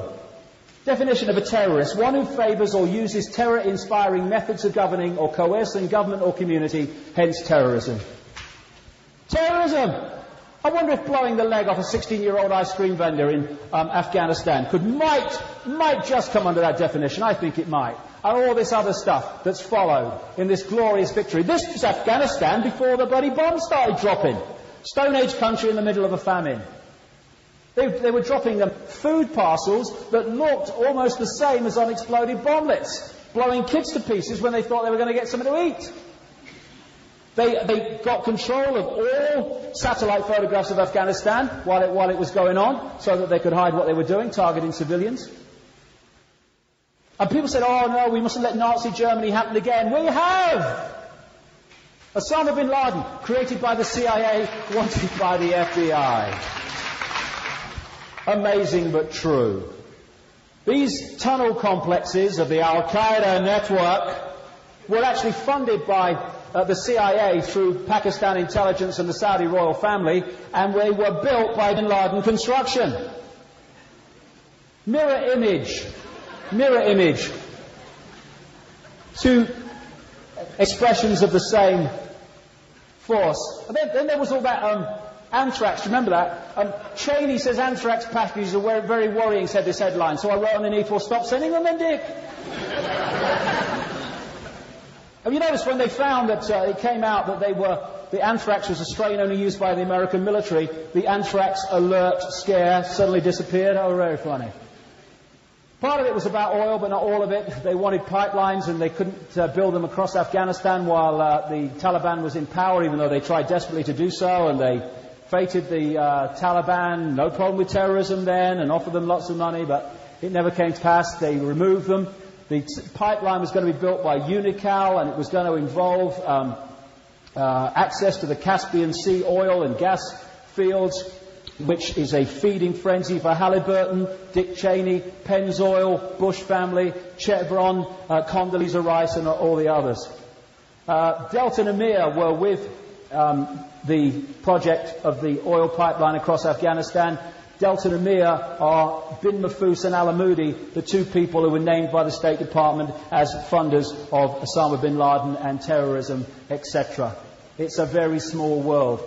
Dick Cheney, when he was Defense Secretary during the bombing and what have you, and the Gulf War, destroyed many of the oil installations of Saddam Hussein in Iraq. As Chief Executive Officer of Halliburton, his subsidiary Brown and Root was paid massive sums by Iraq to replace the damaged oil facilities that Cheney's military had damaged. It's good for business.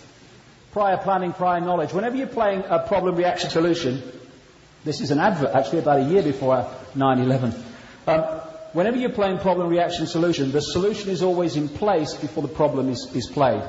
And a guy called Nayaz Nayak, who was a former Pakistan foreign minister, he said immediately after 9/11, before the Afghanistan invasion was talked about, he had been told in the summer of 2001 at a meeting in Berlin by American officials that they planned to invade Afghanistan before the snows came in the winter, and they were going to remove the Taliban. Now, there was no way that was going to be justified to the public without 9/11. With 9/11, it was a piece of cake, but they were planning to do it. There we go.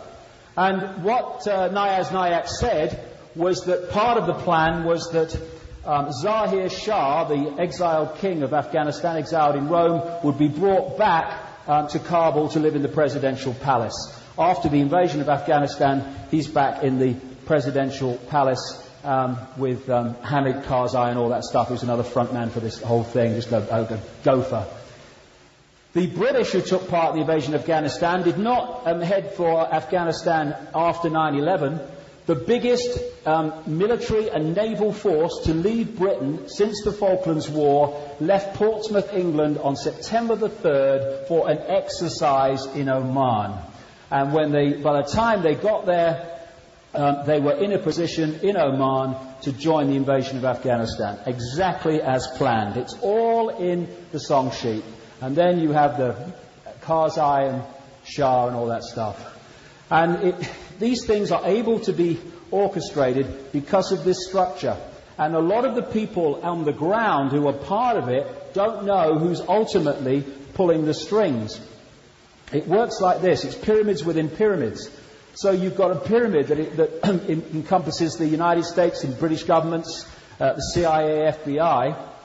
And you've also got pyramids that encompass terrorist groups and stuff, and groups in the Islamic world who are also controlled by the Illuminati. And eventually you've got a pyramid that encompasses them both. And from that level of the pyramid, you can orchestrate making something happen, organizing the patsies if necessary, and also organizing the non-reaction to the event and what follows in terms of a solution afterwards. That's how it works. And a lot of these so-called suicide bombers and other people involved in this stuff, they don't know ultimately who's controlling them, who's controlling the whole thing. They only know the next person up. This compartmentalization. And this is how it works. With one force controlling both sides, that's the movie, that's what's really happening. The solution, of course, has been more and more controls and taking away of our freedoms, more and more surveillance, getting people to spy on each other and all the rest of it. And I love this. This is an FBI document calling for help from the public. And it talks of one of the things to watch for are defenders of the US Constitution against the federal government.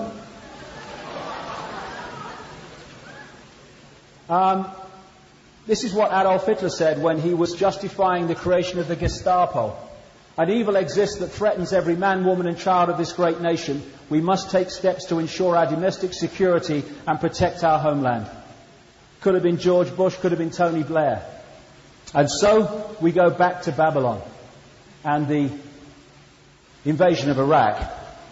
Of course, Daddy's always here in the background. He was the one that orchestrated the invasion or the war with Iraq in 1991. This guy, Saddam Hussein, was part of the gang, part of the secret society gang, a blue-eyed boy, until he was surplus to requirements, because that's what they do. These people are used and fated and supported while that suits the agenda. The moment destroying them suits the agenda, they destroy them. They're just fodder in the game. What happened in 1991, they got the Iraqi forces in such a state, they only had to, pay for the gas to get to Baghdad, and it was all over. And then suddenly, staggering to everybody, Father Bush says, no, we're not going any further. And leaves Saddam in power, because that card was needed to be played again. Because this is like they don't just project a few weeks or months forward. It's like a biorhythm chart that they've got going forward, orchestrating these events towards this agenda. Even during the so-called end of the war after 1991, people were being bombed in the so-called no-fly zone areas of Iraq. This is a young child, 6 years old, found dead in the rubble, American bombs. Her sister was also killed in this bombing. This is what wasn't reported, going on all through the 90s. This is what is happening, and has been happening since 1991, and my goodness, what's happening now, to children who are being born as a result of the exposure of parents to the radiation in the spent uranium and all that stuff, in the bombs that they drop these days. horrendous birth defects. And, of course, since this latest invasion, the amount of radiation, the amount of pollution has dramatically increased. This is what Americans don't see and British people don't see. What is going on in Iraq and what is not reported. And this is even before this invasion. Before the invasion, of course, this is what they said. They said, although we've not removed Saddam Hussein, even though we could have done, we've still got a problem with Saddam Hussein, so what we've got to do is have sanctions against Iraq. The sanctions during the 90s, supported by the American government and Tony Blair, led to unbelievable devastation in that country. This is the UN, December 1995. More than 1 million Iraqis have died, 567,000 of them children, as a direct consequence of economic sanctions. As many as 12% of the children surveyed in Baghdad are wasted, 28% stunted and 29% underweight. This is even before they started dropping the bombs this time. UNICEF, 1996, more than 4,500 children under the age of 5 are dying each month from hunger and disease as a result of the sanctions. Madeleine Albright was asked on CBS 60 Minutes, we have heard that 500,000 children have died as a result of sanctions in Iraq. I mean, that's more children than died in Hiroshima. And you know, is the price worth it? Madeleine Albright, Secretary of State to Clinton. I think this is a very hard choice, but we think the price is worth it. And when we talk about America and Britain, we're not really talking about the American people and the British people, although those who support the people doing this have a massive responsibility, but America and Britain are merely vehicles as countries for the Illuminati to orchestrate this global agenda. They're no more important than any other country except that they are centres for the Illuminati and are being used. And when they went into Iraq, it was about control and takeover. And these two are major frontmen, and that's about the way the relationship seems to work. Certainly that's the way the British see Blair. There we go. Go on. So, we've got missiles, tanks, troops, planes, bombs, ships, guns. Now, we need a reason. Weapons of mass destruction, that'll do. And see, problem, reaction, solution doesn't even need a... this is Scott Ritter, who was a chief UN weapons inspector. What he's saying here before the invasion of Iraq is that they have no weapons of mass destruction. The mainstream media ridiculed him. He was right. But you don't need a real problem often with problem, reaction, solution. You just need the perception of it. So, problem, weapons of mass destruction, Saddam Hussein, dangerous to our welfare. Reaction, oh my God, we must do something. Solution, invade Iraq. I talk about it in detail. It's an amazing story, the way it was orchestrated. And what's happened now is through secret Downing Street memos that have been leaked and stuff, is already we are officially back a year before the invasion to where it was shown that they'd already agreed to invade. In days before the invasion, no, it's not necessarily going to happen if he does this and he does that. Joke. That's why the UN weapons inspectors were ridiculed and humiliated. It's because they didn't want them to find no weapons of mass destruction. So there we go. There was a connection between Iraq and Al-Qaeda. Look, there we go. No problem. I know that was another one. He was flying one of the planes. There we go. And it gets sillier and sillier. There's the evidence of weapons of mass destruction. There's the Americans looking at it. There's one of the weapons of mass destruction. And there's one of the mobile weapons laboratories. There we go. Away we go. And interesting, 1983, Donald Rumsfeld was sent by Reagan Bush to Baghdad to meet Saddam Hussein and organize the shipment from American companies of chemical and biological weapons to use against the Iranians. And people say, oh, Saddam Hussein, terrible man. He used chemical weapons against the Kurds. Yes! And who supplied them? American and British companies. And it's not make-believe, this is an official document. It came to light a couple of years ago or so.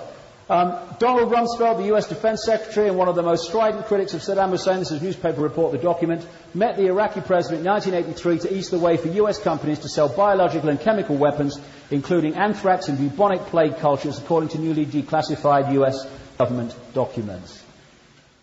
He was a director of a company called ABB, a big engineering giant in Europe. And what they did is they sold nuclear equipment to North Korea. And now he's saying North Korea is a danger because it has nuclear technology. You couldn't make it up. Agenda, movie, and the same people move between the two, like him. But follow the White Rabbit, war is peace, get a brain Morans, and away we go. Shocking, awful. And John Wayne everywhere. Hey, John Wayne. It's the mentality. It's like a B-bloody movie that's unfolding, but not at the sharp end of it. All over the Iraq and all over the place, this is going on. I won't even go into some of this stuff. Cluster bombs are used in Iraq and they've been used in Afghanistan. That's what cluster bombs do. That's what cluster bombs do. When they explode, they send out hundreds of sharp, razor-sharp pieces of metal that just cut people to pieces. They're actually supposed to be illegal, but clearly, provably, the Americans and the British governments are using them. And this is what I get with morality. We've got this perverted view of morality, you know. When Janet Jackson, in this orchestrated exposure with Justin Timberlake, was it at the Super Bowl, there was moral bloody outrage from so many people in this country. Oh, it's terrible! Oh, what's happening to America? The moral fibre is falling apart! Well, I just wonder what people find more offensive. Someone baring their bloody breast in public, or that. If we got more morally outraged by that on a large scale, then maybe it wouldn't happen.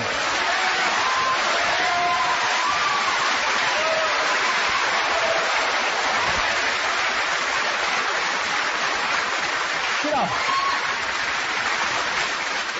I'm up to here with a moral sodding majority.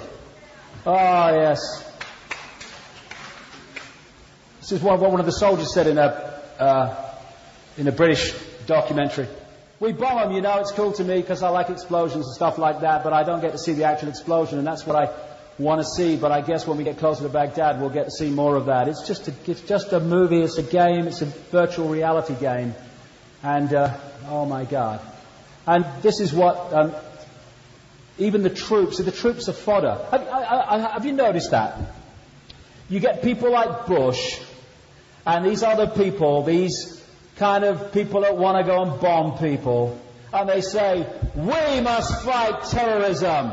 We must go and stop Saddam Hussein. Well, we are drinking Jack Daniels while watching the White House frickin' television. We are working in a bank. We are working in the local store. We ain't fighting in Iraq. We send other poor buggers to do that. And you know, I've got a great way of stopping war. We just have a law that anyone who declares war has to fight on the front line from day one, right? End of war. If Georgie Boy had been on the front line in Iraq when the first bullet was fired, he'd have been under a bed in Houston when the second bugger went off. This is what a surgeon in Germany talked about. The horrors of what's happening to troops coming back from Iraq, maimed. Don't see that in the mainstream media. They don't want us to see this because they have to sell more and more people the idea of joining the military. Henry Kissinger once famously referred to the military as dumb, stupid animals to be used as pawns for foreign policy. Wag the dog. And the greatest thing we can do is to not join the military. Isn't that a great line in the 60s? What if we had a war and no one turned up? Hey, what a great idea. All this was orchestrated propaganda, and it's kind of funny. This is what the view of that square was when that statue of Saddam Hussein was being pulled down. I was in America at the time. I sat and watched just to see how long they would hold on it. CNN held on that square live for 2 hours until that statue was pulled down by the military because of its symbolic nature. Now, you've just seen that square. This is the London Evening Standard picture of the people in that same square at that time. Where are they again? Now look, this guy at the front is in there at least 4 bloody times. What they've done is they've taken clips of thought moment of people and they've put them together to create a crowd. This is a mainstream newspaper in Britain. Yeah. Jessica Lynch. Manufactured story, wag the dog. And again, face experts, you know, in Britain and elsewhere, but I've seen them, at least two of them talking about it in Britain. They've said that there's at least 7, 8 or 9 Saddam Husseins. And it was accepted he had loads of doubles, but have they got Saddam Hussein or have they got Saddam Hussein batch number 156/X? And there's this story, everybody saw this. Saddam Hussein's wife arrived from Syria with her official escort and then entered the prison, emerging only moments later, pink with rage and shouting, "This is not my husband, but he's double. Where's my husband? Take me to my husband." American officials rushed forward to shield Mrs. Saddam from perplexed Russian observers, trying to insist that Saddam had changed a lot while in custody. And she probably didn't recognize him. This was certainly not the best way to handle the Iraqi president's wife. "You think I do not know my husband?" she shouted furiously. "I was married to the man for more than 25 years. Then she stormed off, never to return. Reported in Prada and 4 other newspapers that I saw. Oh dear, let's go to the cinema and watch this world unfold. The pig trough, more of the resources and stuff all being picked off by the American companies. And handing over Babylon. I love it. Oh, we're going to hand it over to the Iraqis. This guy, Watch Your Pocket Shalabi, found guilty in Jordan of embezzling multi-millions. He operated an organization called the Iraqi National Congress, funded by the CIA, and they were one of the organizations that said, he's got weapons of mass destruction and we can prove it.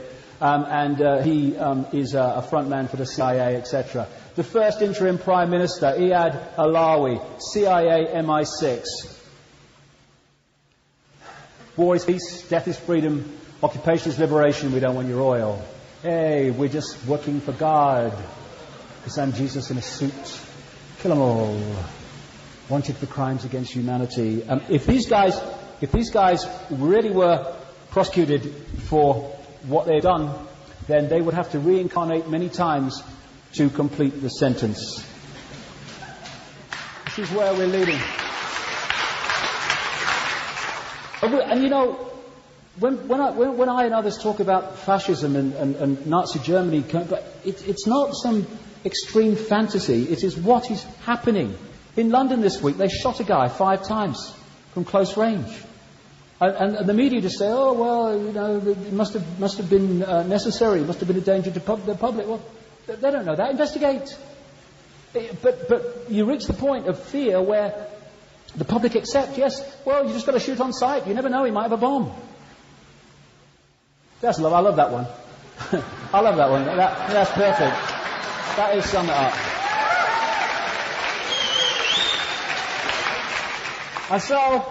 And again, they've told us in the Project for the New American Century report that I talked about earlier, they are heading for these other countries, and the countries either come quietly or they start getting bombed.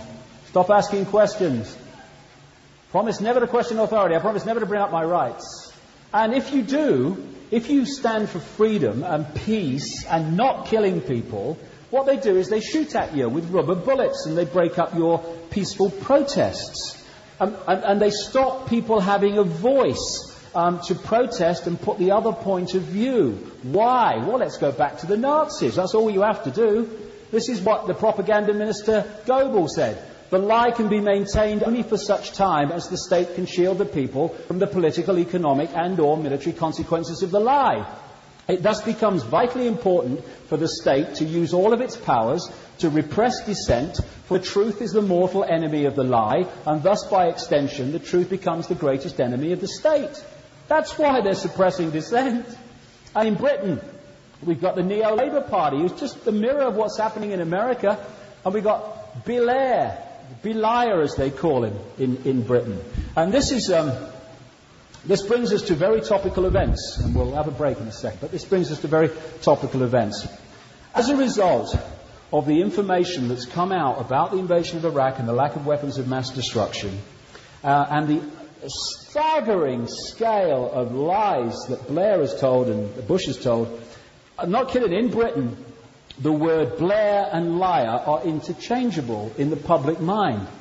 This man won another election, but with 36% or something like that of the vote.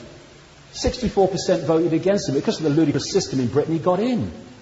Now, we were in a situation where you had two frontmen that were supposed to push forward this agenda. In Britain, he had no credibility whatsoever. And in America, Bush's support and ratings were plummeting, as was the support for Iraq. And so something had to happen, and it was the London bombings. It was a very orchestrated week in Britain. First of all, in London, you had the Live 8 concert with the rock stars putting on this concert to press for help for Africa. They weren't, I won't say they were played like a violin. More appropriately, they were played like electric guitars. Because they were used to give, the impression that something was going to be done about Africa when it was all a sleight of hand. And secondly, it was part of a sequence of events through that week that led to these bombings, all orchestrated to manipulate the public mind. Bob Geldof, I'm not saying he's not genuine, but this man really has got to get streetwise.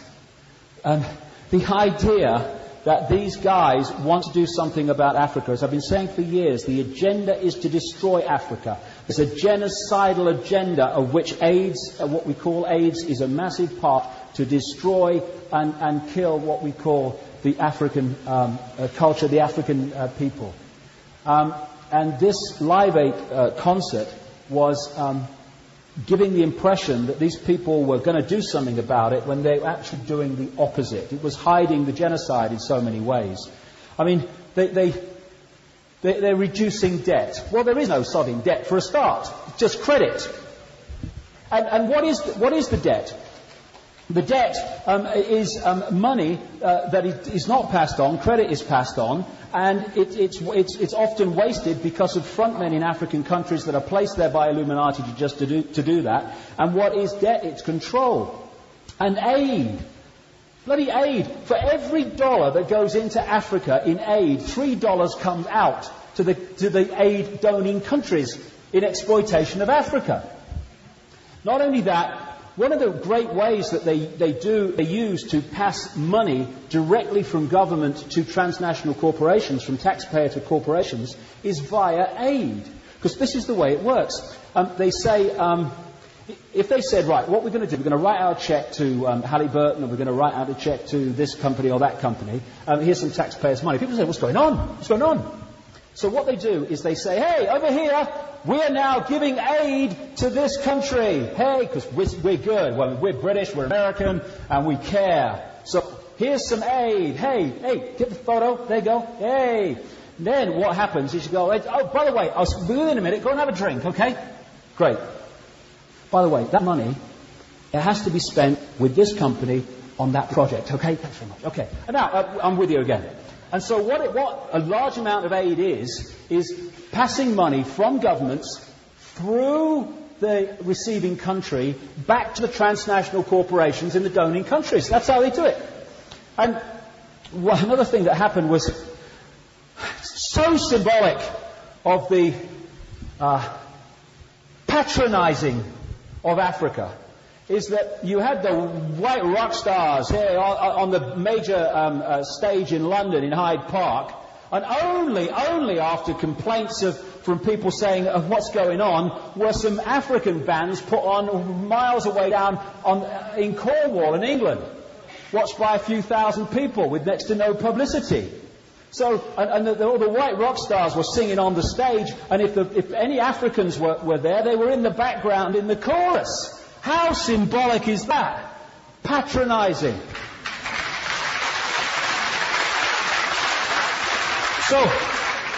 So then, but we're good guys, look, we're doing this. So you've got the Bonos and you've got the Geldofs, and I'm not saying they're not genuine, but they've been pulled into the system to play the game. And so we are asked to believe that now, because of this pressure, that these global leaders are going to help Africa.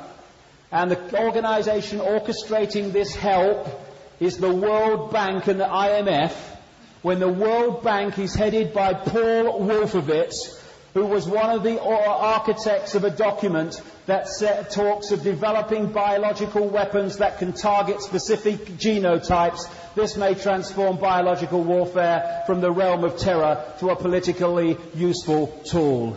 Bob Geldof, mate, wake frickin' up. Please.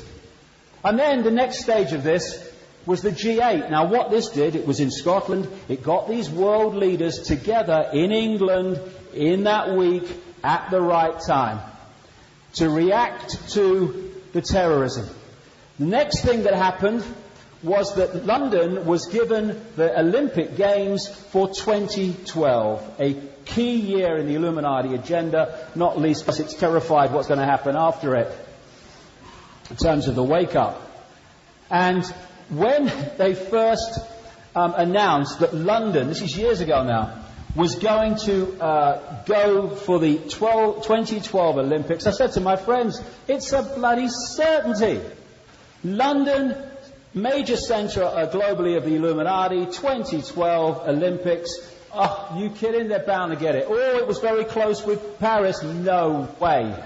They were always going to get it. And so London then was absolutely a joyful, great scenes of celebration. And one of the great, most effective ways of affecting people emotionally, a trauma type way, is to have a big high and then smack them down. And so you had this great elation. 24 hours later came the London bombs on 7/7/7. And it was the most obvious setup you will ever see. Someone sent this to my website. It's interesting how the bombs kind of went off in a pyramid. I mean, it would sound fantastic, really, but these guys really do go for this sort of stuff. And interestingly, again, the symbolism, the bus, the number 30, which was diverted from its route as a result of the underground bombs, and it went off route. On the side of it was an advertisement for a movie. And what the advertisement said was, outright terror, bold and brilliant. And some people have contacted me who work for London Transport, and they are desperately sceptical about the official story. But because of the way the week was orchestrated, there were the world leaders and Blair and Bush all ready to react in the desired fashion to bring about the solution to the problem. My goodness. And then we had the same scenes. We had scenes of people trying to find missing people, just like after 9/11. And then we had the celebration, the end of the week, or the commemoration of the Second World War, in which the whole London bombings thing was brought in, true Brit. It's like the Blitz spirit. In other words, when we are under threat, get behind the authorities. The authorities protect us. We must come together. Don't let's call Blair the bloody liar he is, and we knew he was before. Now let's rule. And this is the BBC security correspondent who actually said something very true. What they did, talking of hijackers' passports, these four bombers, who apparently were the suicide bombers or the people involved with the bombs, their documents were all on them so the police could find out who they were in absolutely no time. And as this BBC security correspondent said, I do think it very strange that they were able to find these documents belonging to these bombers. Maybe they thought they were going to paradise, so it didn't really matter, but it allowed the police to trace where they came from very quickly. It's a strange thing to do. Well, not if you didn't know you were going to do it. Not if you were part of an exercise, maybe, and you thought you were part of an exercise, and then before it was too late, you realised what it was really part of. Bang! This is from an Australian newspaper. I love it. And make sure you've got your identity cards to be found after the bombs go off.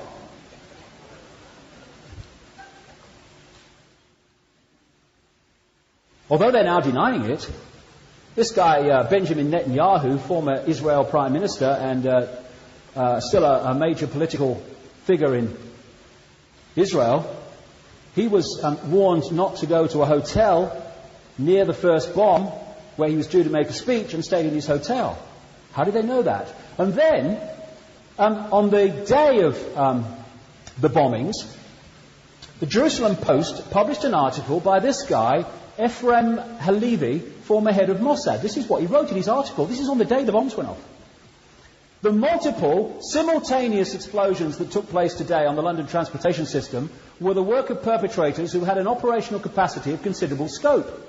They have come a long way since the two attacks of the year 1988 against the American embassies in Nairobi and Dar es Salaam, and the aircraft actions September the 11th, 2001. There was careful planning, intelligence gathering, and a sophisticated choice of timing, as well as near-perfect execution. We are faced with a deadly and determined adversary who will stop at nothing and will persevere as long as he exists as a fighting terrorist force. Simultaneous bombs. The London police announced on the day of the bombings that the bombs went off over a period of 51 minutes. It was 2 days later before they called a news conference and said, we've now established the bombs were simultaneous. How does this bugger know, former head of Mossad, they were simultaneous on the day of the bombing?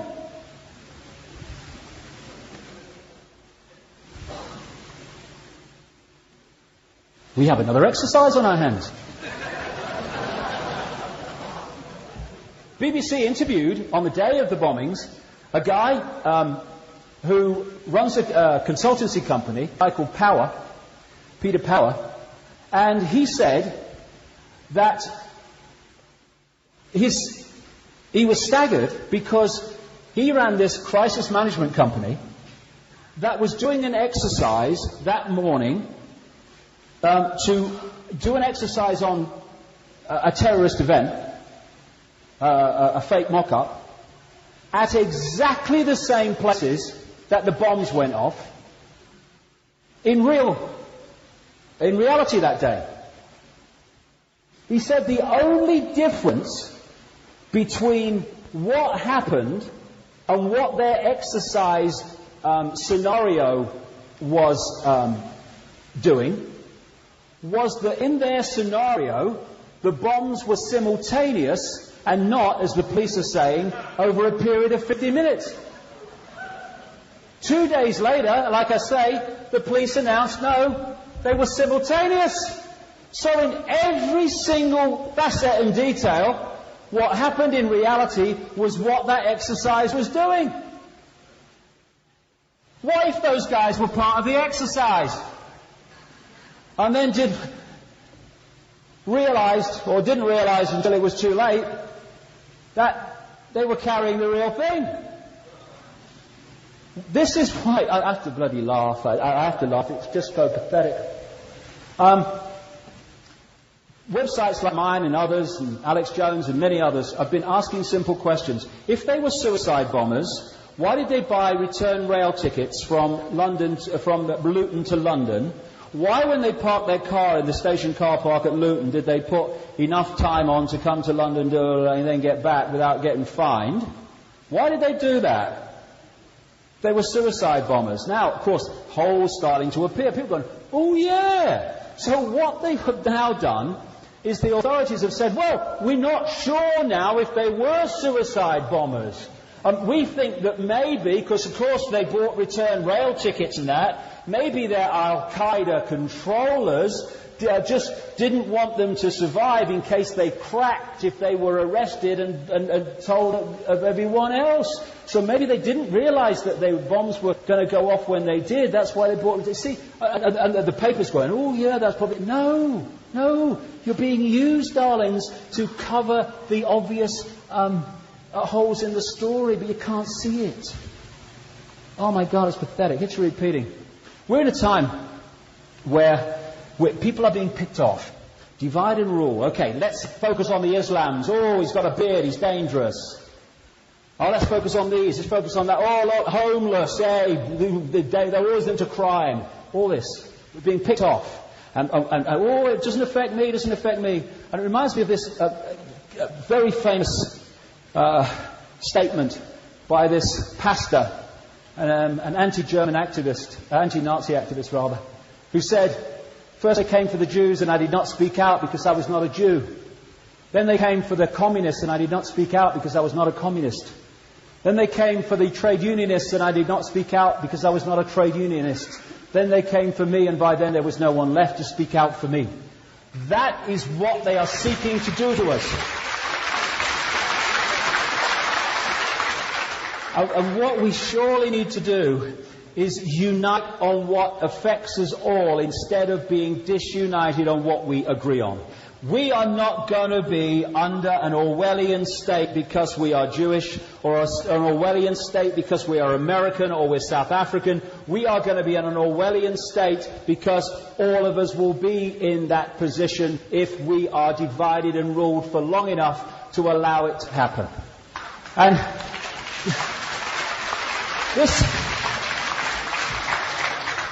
they're coming for the draft. You know, when you look at what that Project for the New American Century document is demanding, and they're looking for ways of focusing on Iran now and China and all this other stuff, they're not going to be able to fight simultaneous wars in major theatre wars without the draft. They're struggling now to fulfill the vacancies. Plenty of vacancies available. Join the army, travel to exotic distant lands, meet exciting, unusual people and kill them, and be killed. These draft bills are already there. They can't do it without enforcing the draft. These things here, these budgets and stuff, are all in the pipeline to make it happen. And you've got these buffoons in their silly hats going round trying to persuade people who have been spit out by the system to go and fight for the bugger. I love it. You know that system that's left you jobless and poor and all that stuff? We want you to come and die for it. Oh, that's a good idea. Where do I sign? Oh, and by the way, we'll pay your college fees until we need you to die for us. By the way things are going, we need you to die about the middle of next bloody month. So be quick on the revising. It's what Albert Einstein said, the pioneers of a warless world are the youth that refuse military service. And it's not...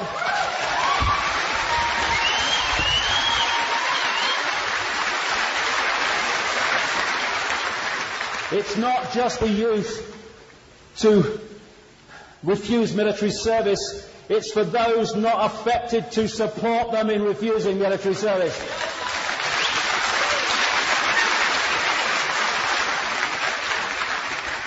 It was absolutely on the ball. That is absolutely on the ball now. Donovan's record. He's 5'2" and he's 6'4". He fights with missiles and with spears. He's all of 31 and he's only 17. He's been a soldier for 1,000 years. He's a Catholic, a Hindu, an atheist, a Jain, a Buddhist and a Baptist and a Jew. And he knows he shouldn't kill and he knows he always will. Killing for you, my friend, and me for you. And he's fighting for Canada, he's fighting for France, he's fighting for the USA, and he's fighting for the Russians, and he's fighting for Japan, and he thinks we'll put an end to war this way. But without him, how could Hitler have condemned him at Laval? Without him, Caesar would have stood alone. He's the one who gives his body as a weapon of the war, and without him, all this killing can't go on. He's the universal soldier, and he really is to blame. Or wherever he goes from there, I can't remember.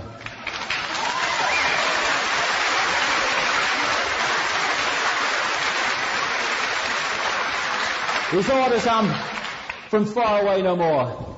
They come from here and there and you and me and brothers and sisters, can you see? This is not the way we bring an end to war.